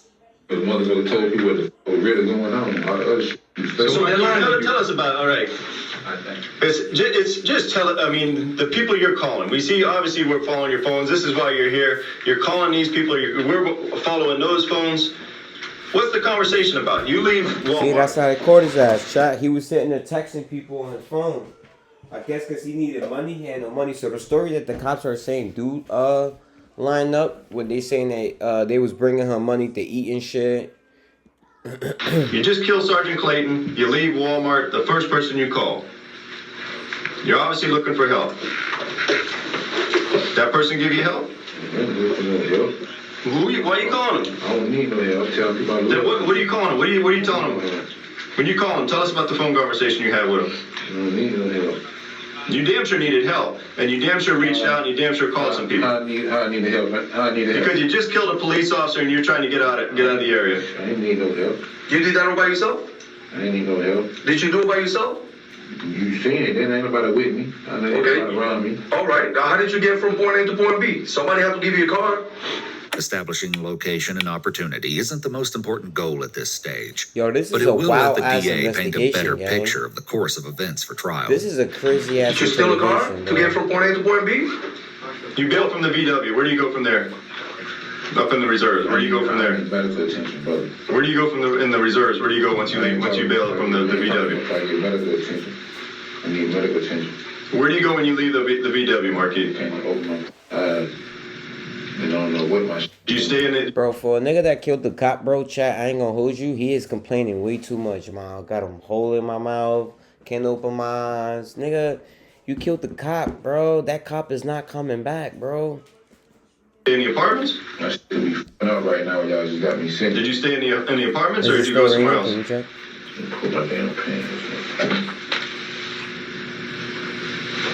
Markeith is clearly getting impatient and frustrated here. Yo, I dead ass thought, chat, that the nigga's about to get up and pee on himself. I swear to God. As he has no choice but to comply. Sit down, Markeith. Sit down. Them pants ain't going nowhere. Sit down. Sit down. Where'd you go in the reserves? Oh, man, we ain't talking no more. You checked that? Why didn't you shoot that man? Was your gun out of ammunition? What happened? You just killed that. When you take that VW in the Highland Oaks, why didn't you shoot him?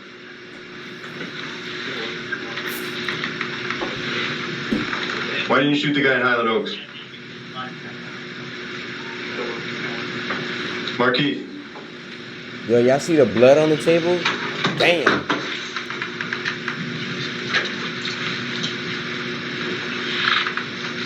You done talking?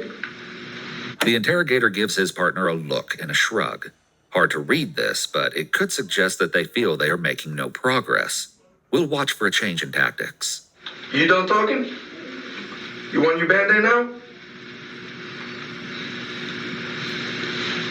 All right, Markeith. Yes, sir. I'll tell you what, man. I thought you were a badass. Is it ringing? I was gonna give you a little bit of respect, even though I don't usually give Look at the bad cop people creeping. respect. Look at the cop I was gonna give you a creeping. little respect because you beat me for 30-something days and I couldn't find you. I'm not a bad guy. Okay, I couldn't find you. But you know what I take from our talk today? Did he say he not a bad guy? The interrogator starts to berate and lecture Markeith. I don't think there's a tactic at work here. I think the earlier look they exchanged was an expression of frustration, which is now being verbalized in one last effort to get the suspect to talk. I kind of feel sorry for you. Not in the sense that I'm gonna cry, that I'm gonna go to church and pray for you. Because I ain't gonna pray for you, man. I'm not. I haven't been to church in a long time, but from time to time I pray for people. I'm not gonna pray for you, man. You know what I'm gonna do, man? I'm gonna feel sorry for your mother ass. Because you killed Sade, that baby, you killed Sergeant Clayton, and you ain't man enough to take responsibility for it. So the only thing that I can tell you today, right now, before is that you a bitch and a pussy, nigga. Out, is that I thought I was gonna give you a little bit of respect. Man, you lost the very little I have for you, man. And I know you don't give a fuck. Because you much rather people fear you than respect you. Guess what? You're a rap. You're a rap. You nothing. In the street, you're nothing anymore. You Never nothing was. but a sorry-ass story.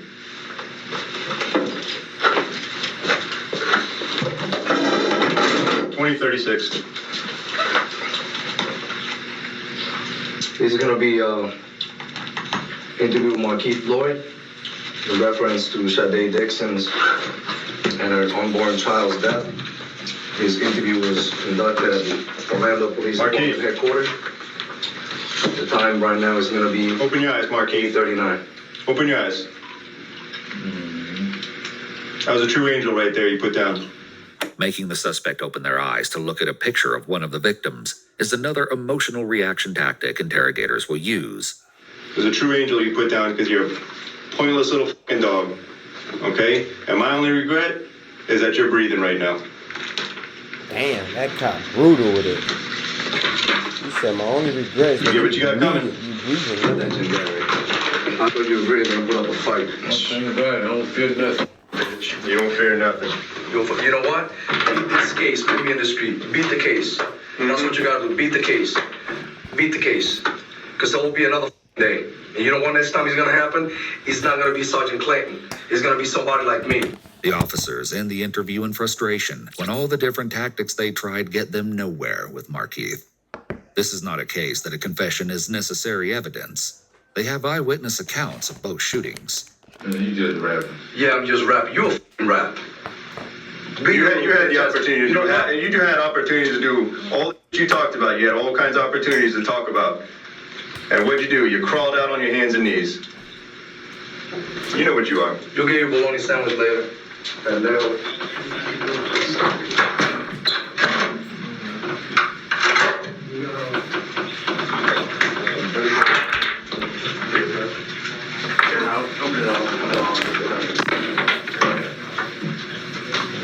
In using the Reed method, the interrogators tried two major themes. First was appealing to his manhood and his desire to be legendary. This had relatively little impact, though surrounding appeals to his credibility did evoke some reactions. The other theme attempted was to play on his concept of remorse. However, there was even less success here. More officials come in to take photos of Markeith, cutting his shirt off and documenting his injuries.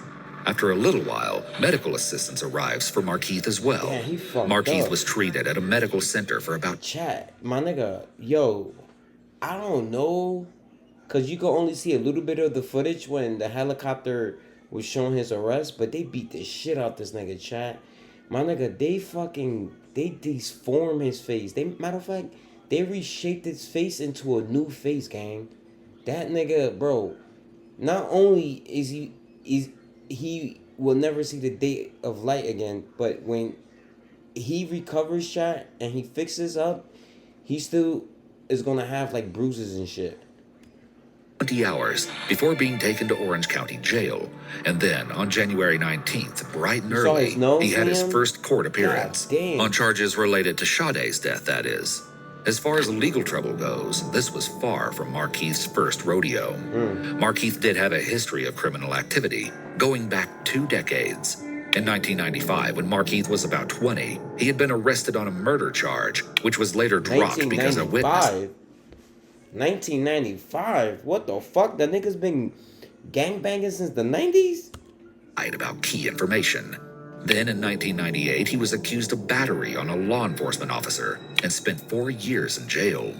Markeith attacked at least one guard while doing time for dealing drugs, and in 2010, he was caught with homemade weapons while in federal prison, which he said were 2 shanks for protection. Damn, chat, the nigga been a criminal his whole life. Look, in 95, he received a murder charge that was later dropped.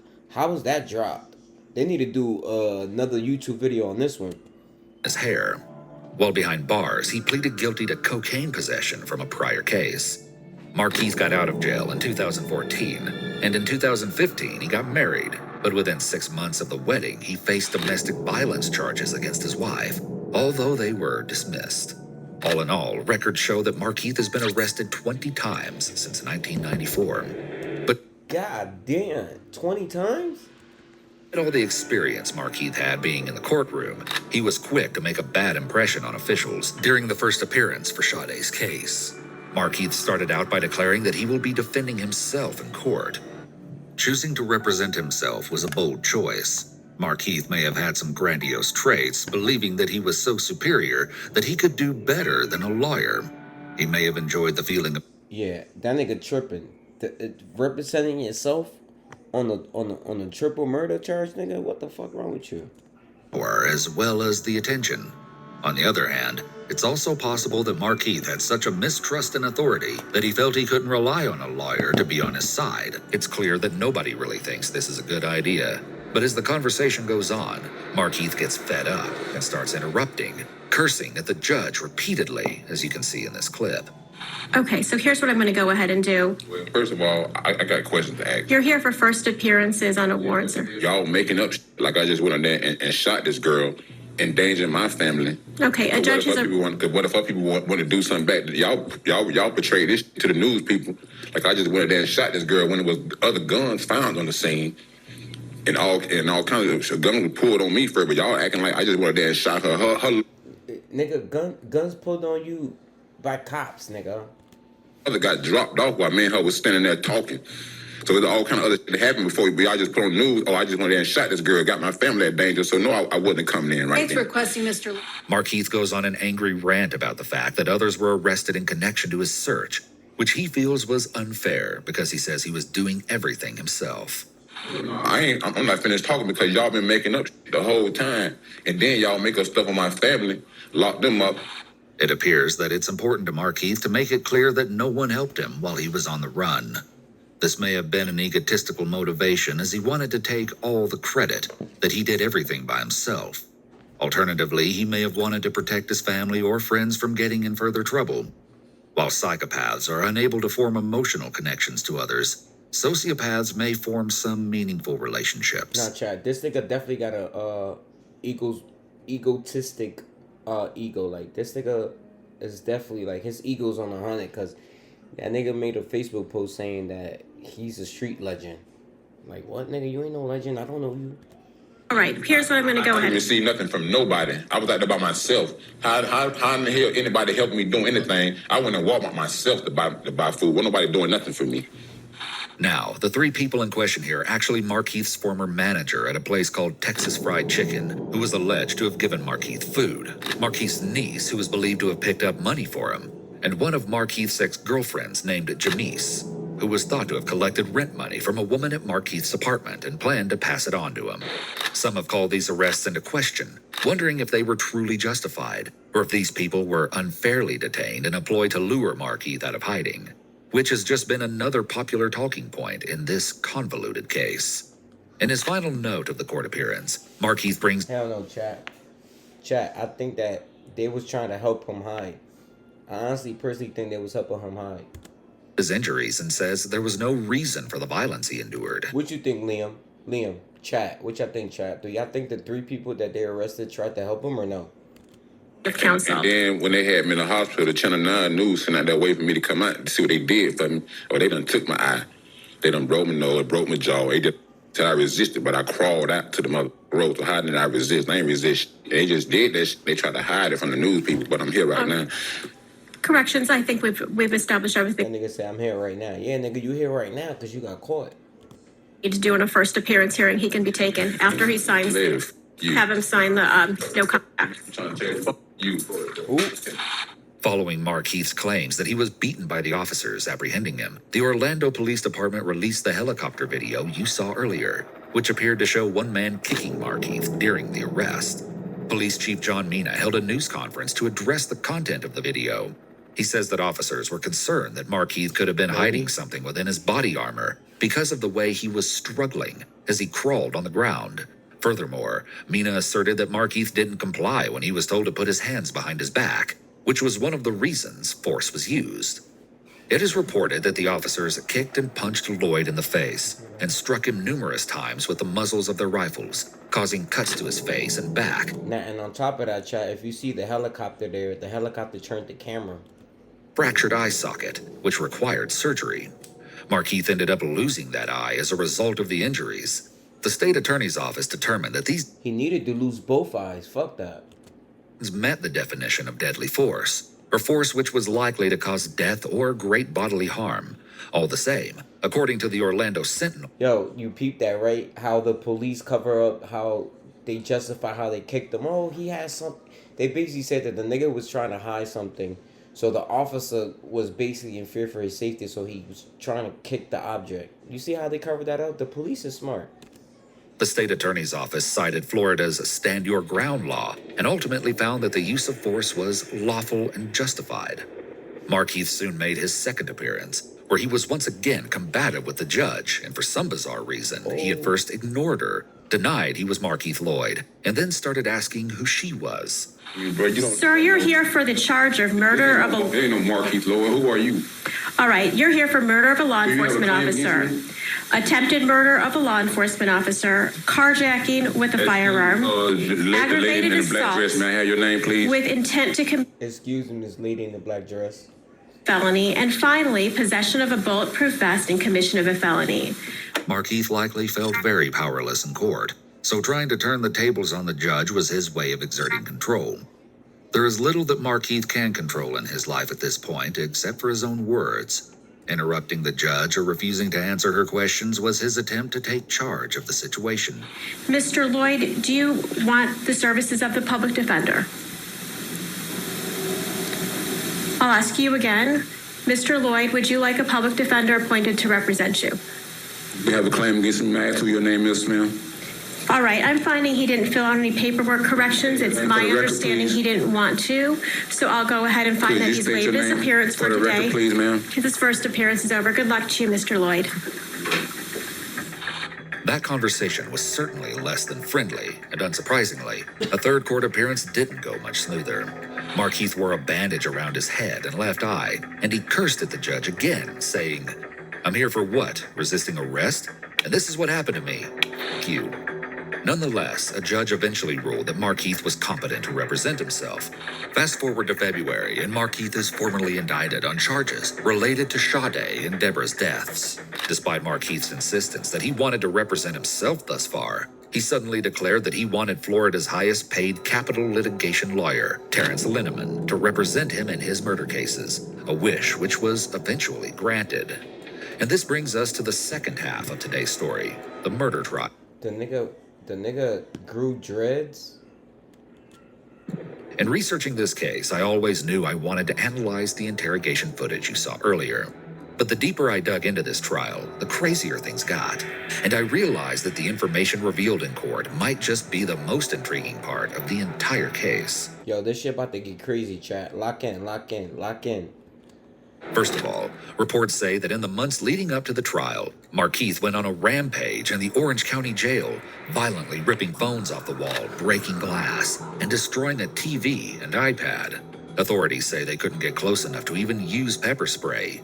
He apparently shouted about how he was the son of God, while causing thousands of dollars in damage to the facility. What's more, in video... That's an extra charge, right? When you damage, county property, that's what it's called, right? You're damaging government's property, that's what it's called.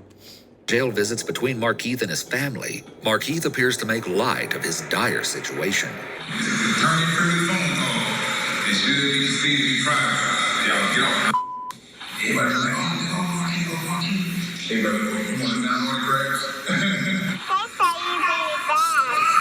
I'm being bad. I don't be bad. Write me a book. Write you one. Get some money. Everybody try to get paid on my name. And you my own thing. Nationwide. Everybody know you. Worldwide. Everybody know you. I'm worldwide now. I've been nationwide. Ask you to hear me. You would hear them. So you already know food. I'm Googleless. I'm everywhere. I was sleeping out on the bus stops. That's crazy. So the niggas making a joke on his situation. Like, they should write a book on me. They want my autograph. What? Yeah. I was doing everything right to stay out there. I was working my ass off, doing right. You were doing everything right, doing right, and everything went wrong. Crazy. Getting involved with wrong people. He may have been trying to put on a front for friends and family who came to visit him in jail in order to protect his image. He also seems to make fun of Shade. She was texting me stuff like,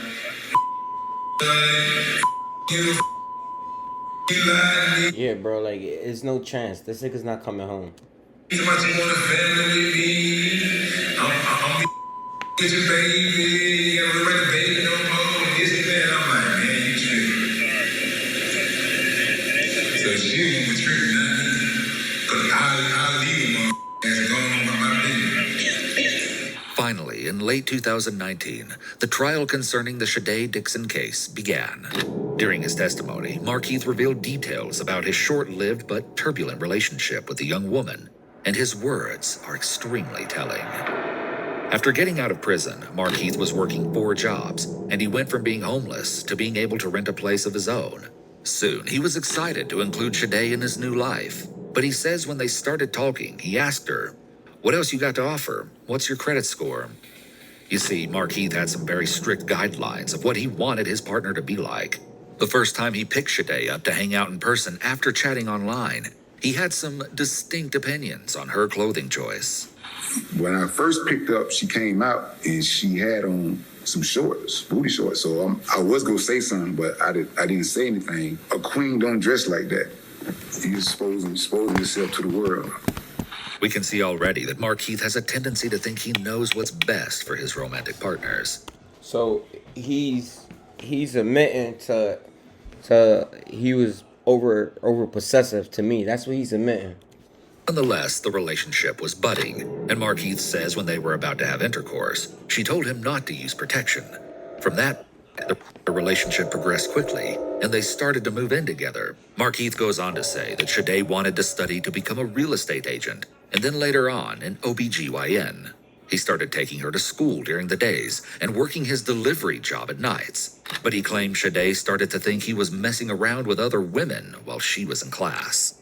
Therefore, Markeith started sleeping in the car in the parking lot when Shade was in class. Just from these anecdotes alone, it is clear to see that their relationship was toxic and built on a very shaky foundation from the very start. Word, you can already tell that the relationship was wild. Markeith says they soon found out that Shade was pregnant, and they even went live on Facebook to show friends their sonogram appointment. But then Markeith calls attention to something really interesting. A lot of people didn't pick up on it, but she live. She got the phone now. She's live. We get in the car. Then she was like, damn, bro, this nigga ended up with one eye due to the situation. Damn, whoever that cop was that kicked the fuck out of him, that cop must have knew that cop that he killed, cause to get kicked like this hard and lose your eye, damn, nigga, that nigga must have kicked you with every power, every fiber in his body, gang. I need to check. I need to check when I. Shit, I'll tell you one thing. I'll tell you this. That cop that kicked him, you can tell he ain't skip leg day. Whoever kicked this nigga in the eye, that nigga faithfully doesn't skip leg day. Steve. What did that mean to you? I feel like she was pregnant before I got with her. Okay. How'd you feel about that? I didn't care. I wanted the baby. Yeah. Markeith explains that since he's a convicted felon, he can't adopt a child, and he really wanted a baby to raise, even if it potentially wasn't his. His fixation on controlling her behavior only grew stronger. Now, one of his requests was understandable. He didn't want her to smoke weed while pregnant. Markeith spoke about why he started feeling especially adverse to drug use. I was in the car, I smoked with her, and it had my whole body hurting. So I'm like, oh my God, my whole body was hurt. I'm like, Shade, you got this. I thought it was a sign from God, because if we just doing this to a grown person, what you think is doing to a fetus that's trying to develop a brain. Markeith began to suspect more and more that Shade was smoking marijuana during her pregnancy. which became one of his biggest concerns. But Markeith's worries about Shaday's lifestyle didn't stop at drugs. He also started instructing Shaday not to eat meat. He supposedly hadn't consumed any himself in 10 years, saying that he doesn't believe in killing God's creations. I don't eat meat. I don't believe in death, so I don't believe in killing God's creation. Don't believe in killing God's creation, but you killed 3 people, 3 innocent people, gang. Make that shit make sense, bro. I feel like God made animals just like he make us. We all the same flesh and blood, so I don't eat flesh and blood. Markeith even says he received signs from God that he shouldn't eat meat. And this next clip shows the unorthodox way this happened. Right. I was in prison in Colorado. I was inside a mountain. And so I came out one day. I looked. I just see so much life. I see so much green, the trees, the earth. And then it hit me. I'm like, damn. So I felt like God was sending me the sign, like, this what it is. It's unclear if Markeith is describing a hallucination in which he was inside a mountain, or whether he is attempting to describe a real situation he experienced. Hallucinations can be caused by a mental health disorder, but they can also occur as a result of drug use. So it hit me. When nature is alive, it's green. The grass in the trees. When nature is dead, it's brown. And they say you are what you eat, so you really are what you eat. So if you take in death, death go follow. When you start eating how God created you to eat, your feces is going to come out green. Markeith says he feels like he gets signs from God all the time. Markeith's unique moral system also presented itself in more questionable ways. Once, when Shaday misled Markeith, he grabbed her by the neck and pushed her down in anger. Later on, though, he felt like what he did was wrong. He cut his long dreadlocks as a show of self-punishment. Things continued to go downhill, and eventually the relationship soured to the point where Markeith decided he wasn't too sure if things were going to work out with Shaday. However, he didn't want to leave right away because he claims her family wanted her to get an abortion. And as he didn't agree with that, he had a plan. He would wait until she was 6 months pregnant to leave her so that she wouldn't be able to terminate the pregnancy. Interestingly, Shaday's mother denied the claim that she had suggested an abortion to her daughter, and Markeith even admitted on cross-examination that he had only heard this secondhand from Shaday. Markeith really kept harping on how much he had wanted this child. In fact, Markeith didn't just have a rough idea of what he was going to do to keep the baby. He had a whole plan laid out. Markeith explained that he cheated on Shaday with one of his ex-girlfriends once. And, long story short, Markeith planned to raise Shaday's child with this ex-girlfriend as a plan B. One day, she went somewhere. By this time, she just lied. She was lied about so much stuff, so I didn't trust her. So she went somewhere, so I called Joseliz. So she was like, where your girl last? I don't know. She probably with somebody. I don't know. Me and Joseliz went and had sex. And so that's when I told him, like, man, me and you go get back together. I'm like, I'm gonna give her 6 months to get her stuff together. I said, she got her stuff together, I'm gonna stay with her. I said, if she don't, me and you go get back together.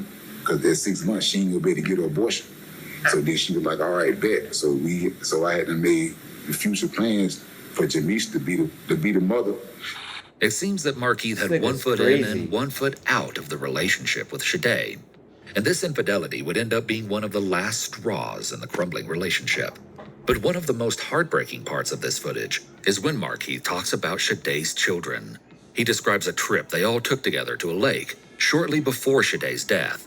But Markeith's anger grew because he felt like Shaday was distracted from outing with her kids. And he claims it was because she wanted to go smoke pot with friends. I said, why you just sit there lying in my face like I'm some food, like I don't know you high. I said, you see the start this, you started this trash. Why these kids around here? I'm like, man, all you doing, I don't trust you. I don't want to be with you no more. This started an anger. I don't believe this nigga, chat. I know this nigga lying out his eyes. None he's saying out his mouth, I believe. Back and forth of texts about the lack of trust in the relationship. Shaday ended things on an amicable note, though. After Markeith dropped her off, Shaday wasn't responding to him for a while, and so he sent her some long-winded texts telling her she could do whatever she wanted with her life, but he wanted her to keep the health of the baby in mind. And then, on December 13th, about an hour before the shooting happened, Shaday responded to Markeith's messages saying, "Don't expect no baby." He interpreted this to mean she was getting an abortion.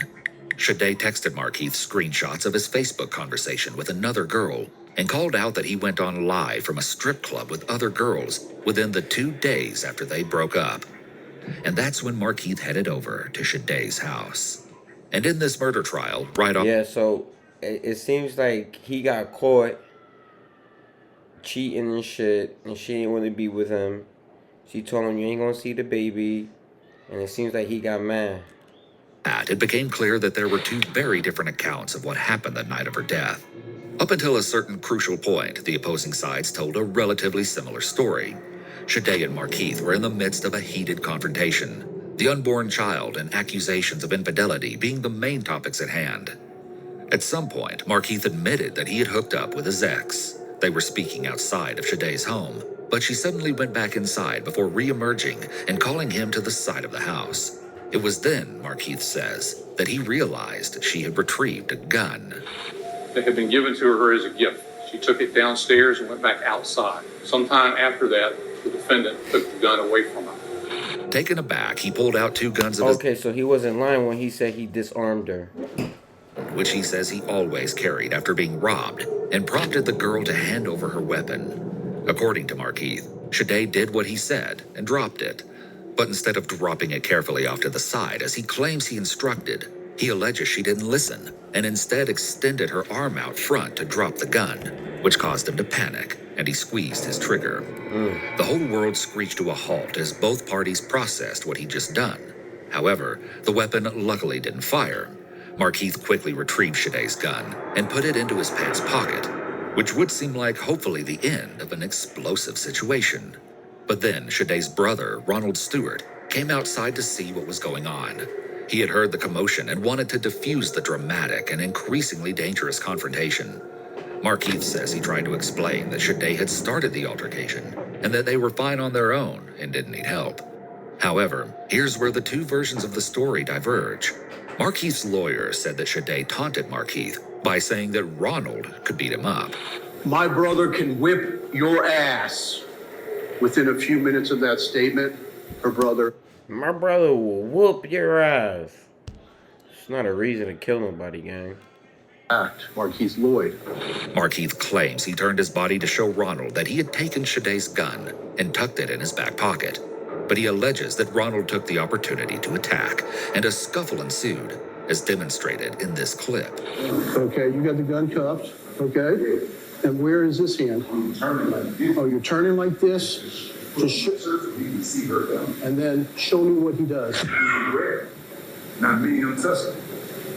Markeith says at some point, Shadday's gun fell out of his pants. Bro, for this nigga to be a capital murder nigga and all this, the fucking court must got some good trust to have that nigga out of handcuffs performing what happened. I would have put that nigga in cuffs. Show me what happened in cuffs, nigga. I don't trust you. He had stashed it, and that he was scared for his life and afraid that Shadday had picked it up and rearmed herself while he fought Ronald. And so Markeith went into what he calls warrior mode and just started shooting over and over again, hitting Ronald in the chest and both thighs in the process. Damn. The prosecution, however, instead asserts that when Ronald came outside, he simply told the fighting pair to break it up and talk another day before he and Shadday turned to go back inside and walked onto the porch. However, they say the door was locked and allege that Markeith did the following. The defendant, who had moved to the end of the driveway, then came up and stood just off of the concrete walkway in the yard. He reached into his hand warmer part of his jacket, pulled out a Smith & Wesson .40 caliber semi-automatic pistol that he had brought with him. He said, "Nah, she ain't going away. She's not going with you." She cocked the gun. He pointed it, and he fired. The prosecution says the first round hit Ronald in the abdomen, causing him to fall down onto the porch. They say Markeith... That's crazy. Avery's going to bed right now, chat. approached the porch, firing, hitting Shadday several times before she fell as well. Ronald Stewart was laying on his back. He walked over, stood over Ronald, shot him a couple more times, left, and just walked out to his car. Ronald himself testified in court that Markeith was standing a little ways away from him and pulled out the gun unprovoked, while Shadday was banging on the door trying to get inside. He did his motion to I guess, put the bullet in the chamber. Before he did that, I was like, it's not that serious, bro. And I had my hands up like this. Hard to bang. And next thing I know, I didn't have control over my body. He then says Markeith stepped over him and kept shooting Shadé before turning his attention back to Ronald and shooting some more. In a crucial query, Assistant State Attorney Rick Ridgway asked Markeith how a bullet fragment struck the concrete under Stewart if he wasn't standing over him and shooting downward. Markeith couldn't explain this. Right. Markeith then started towards his car, but when Shadé's mother and other brother opened the door to see what was going on, he fired additional shots towards them. The prosecution highlighted this moment as follows in their opening statement. When they opened the door, there was the defendant running away toward his car. He turned, raised the gun, and pointed it at the door. Dominique grabbed his mother's arm, yanked her back inside, slammed the door, heard a couple more shots, then heard the car drive off. Markeith's side argued that he only took those shots out of fear because he thought Shadé's family was a gun family. I never meant for this to happen. I wanted my child. I'm not going to kill my sister. I'm not going to kill my queen. I wanted my child. I didn't want that. All I ever did all my life. And provide and protect. Now, Markeith also testified about his time on the run, and whether he's being completely honest or not about his intentions, his words still give us an interesting idea of his headspace. Yo, chat, hold on. Odd about his intention. The fuck? This nigga had a porta potty chair?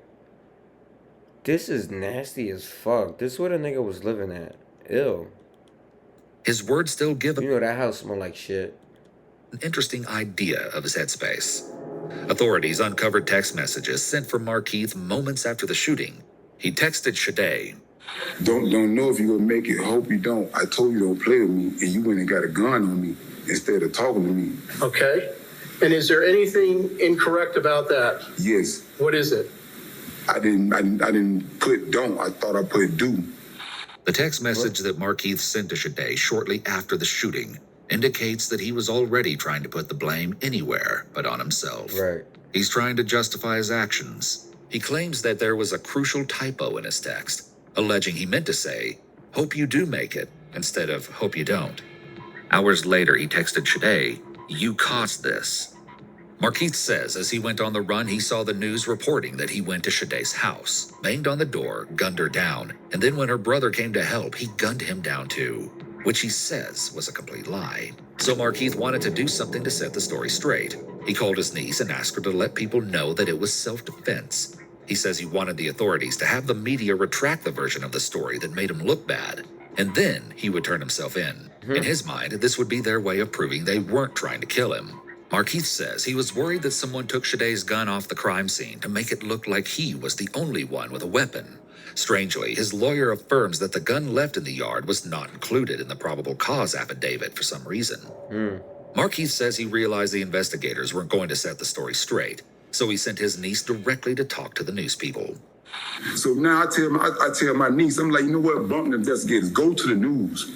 Now I send her straight to the news. She goes to the news, she get an interview, and then I call her. I'm like, Kensha, what's up? What happened? She was crying. She was hysterical. She's like, Uncle Keith, they played what they wanted to play. They played what they wanted to play. They played what they wanted to play. So I'm like, all right, man. I'm like, man, they trying to kill me. I'm like, all right, come to find out, we trying to get the original interview. They done destroyed that. We try to get that from the news people. They done destroyed that. Because they know they part of it too. In cross-examination, Markeith continued to assert that he was the victim in this whole situation. So Ron attacked you, and then you thought Shadé had a gun, and that's why all the shooting took place. Yes. So it really wasn't your fault. No. My question to you is, none of this is your fault. No. In fact, you're really the victim here today, right? Of course I am. I have no more questions. And so, after hearing all sides of what happened in the murder trial of Shadé Dixon and her unborn child, a jury found Markeith guilty of first-degree murder, killing of an unborn child, attempted first-degree murder, 2 counts of attempted felony murder, and possession of a firearm by a convicted felon. Markeith had virtually no reaction, which was quite the change of pace from his early explosive behavior in court. Perhaps Markeith now knew that he needed to make the best impression on Chat, this nigga's ugly as fuck, bro. I'm sorry, bro. I don't know how these females be attracted to some of these niggas, bro. Because it's like, what the fuck? As his life was now in their hands. Now, the defense had one last shot to convince at least one juror from everything that has happened in Markeith's life that he should not get the death penalty. Ooh. Markeith's mother testified on his behalf, affirming that she would continue to love him no matter what. She spoke a little on Markeith's childhood. At a young age, Markeith witnessed a friend and a cousin being murdered. His attorney explained that in the area Markeith grew up in, Pine Hills and Carver Shores, there are unfortunately two routes that a lot of people Pine Hills is in Florida, bro. If you don't know, Pine Hills is bad. I think that's where Kodak's from. Pine Hills, Little Haiti. Robbing or dealing drugs. He says Markeith chose the latter. Markeith's mother detailed the turbulent home life that Markeith was born into. She said Markeith's father died when the boy was 3 or 4 of a drug overdose. Markeith's mother is asked where Markeith would So that answer why he's been doing all that bad shit. Nigga never had his dad. He lost his dad. And that's sad, man. He had no guidance. He had nobody to tell him right from wrong, bro. And unfortunately, it seems like the mom tried their best, but just couldn't because the nigga was just too bad, bro. From the ages of 10 to 13. She responded that he spent his time in the streets and would take care of her other children while she was partying. Damn. The violence he witnessed and the trauma he experienced as a child likely had a huge impact on his development. He may have felt like he didn't have much control over his environment when he was young, which led him to have significant issues with control as he got older. Here are some relationship red flags that may signal possible danger to come. History of violence. If someone has a history of any kind of violence, it's a warning sign that more violence could occur in the future. Fact. The level of violence often escalates over time. Impulsive. People who are impulsive often act in the heat of the moment, based on high emotions rather than logical thought. If someone is both impulsive and has access to a weapon, especially a gun, this is a dicey combination. Engages. Nigga, that means run, bitch. Run, bitch, run. Dangerous behaviors. If someone is frequently involved in reckless behavior, steer clear. For example, if you're in a car with a partner who is speeding excessively, but they refuse to slow down when you ask them to, this is a red flag. They're showing a careless disregard for your safety. It also may be a scare tactic to show you that they are in control, makes threats toward other people. Pay attention to how your partner treats other people. If your partner frequently threatens or tries to intimidate others, this behavior could eventually be turned That's on from you. wearing the grills. Even if the This is why I don't wear grills, chat. Don't wear grills. Look. You want to wear grills? Look, keep wearing grills. behavior is still a red flag. Tells you what to wear. If your partner tries to tell you what you're allowed to wear, this is a red flag for an abusive relationship. Controlling what someone wears is one way that abusers exert power over their partner. Abusers may also try to control who you can talk to, where you can go, or even what you're allowed to eat. Relationship moves very quickly. Abusive relationships often go from 0 to 100, with couples becoming very serious very fast, possibly moving in together or getting married in a short amount of time. The abuser may be very charming in the beginning phase of the relationship, and the partner likely feels flattered by all the attention. Now, this next part I found really shocking. Apparently, Markeith got kidnapped once when he was about 17, leading to some pretty severe injuries. The beating Markeith received in this instance reportedly lasted 4 hours, which is reported to have contributed to his PTSD and paranoia. Markeith's mother also spoke on him going to a mental institute at age 9. She says he was almost killed in prison when someone stabbed him with an ice pick close to the heart, which added to his paranoia about people coming after him. One of Markeith's sisters also spoke up to say that Markeith often acted as a protector in their formative years when the children's mother was absent, that he would steal food and belongings for the other kids on the nights they had to go hungry, and pay the lights and water bills to get them reconnected. 2 doctors testified during the trial. The first diagnosed Markeith with grandiose and paranoid delusions, which he said was important because this can precipitate violence. So he gets targeted and arrested more often than others, and he used to run the entire city of Orlando, and real quickly I'm thinking, these are odd or unusual thoughts. A clinical psychologist also took the stand to say that Markeith suffers from PTSD. Bruh, we don't need no doctor to tell us that this nigga's crazy. We know. Look at what he did. Possibly resulting from childhood beatings at the hands of his mother, Damn. or the robberies he was the victim of during his time as a delivery man. Markeith testified that one co-worker got murdered working this same delivery job. Those were the main points that were presented in a bid to make the jurors sympathetic to Markeith and spare his life. And then finally, it was time for them to decide. Should Spare his life, nigga. He ain't spare the officer life, nor his ex with the baby that was his. Spend his life in prison or be sentenced to death as punishment for the lives he took. The judge advised everyone that there would be no outburst when the verdict is read. In this tense clip, everyone holds their breath as the big moment takes place. Let's see. We, the jury, unanimously find that the aggravating factors are sufficient to warrant a possible sentence of death. No. Dated this 23rd day of October, year 2019, in Orange County, Florida, signed by the foreperson. Nearly 2 years after the start of his first trial, Damn, he got lucky. Markeith Loyd went to trial for the death of Deborah Clayton. Markeith's trial officially began in October 2021. Following the opening statements, Markeith made a shocking claim, shouting that he had attempted to turn himself in twice before Walmart, where Deborah was shot and killed. No evidence was presented to prove this claim.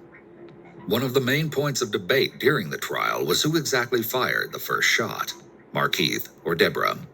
The defense claimed that Markeith saw a gun in his face as he left the store and thought he was going to be shot, so he ran. He says he didn't know the gun belonged to a police officer at the time. He also claimed that he was not holding a gun at the time when Deborah fired at him, and that he only pulled his gun out and returned fire after he heard a shot, claiming that he was defending his own life. However, it was made clear that even after an investigation, it was unknown beyond a reasonable doubt who actually fired first. Damn. During closing statements, Markeith made sure his feelings were heard as he shouted, "They're lying." Yet on November 3rd, he was found guilty of the first-degree murder of Lieutenant Deborah Clayton. After his conviction, prosecutors then filed to seek the death penalty. Keeping in mind that Markeith had already avoided the death penalty previously, the prosecution argued that since Markeith already had a life sentence without the possibility of parole, that another life sentence would just, quote, be another piece of paper in Mr. Loyd's file. Right. And that it was no punishment at all. Right. In December 2021, a jury of 12, the same jury who found him guilty of first-degree murder the month prior, unanimously recommended that this time around, Markeith receive the death penalty. On March 23, 2022, about 5 years after Lieutenant Deborah Clayton was shot and killed, Markeith Loyd was sentenced to death. Oh. That's wow. The nigga beat the death penalty once, but the same 12 jurors that denied it fucking gave it to him the second time. Cause I feel like they was playing with the nigga, chat. I swear, W fucking video, bro. Holy, bro. W video, chat.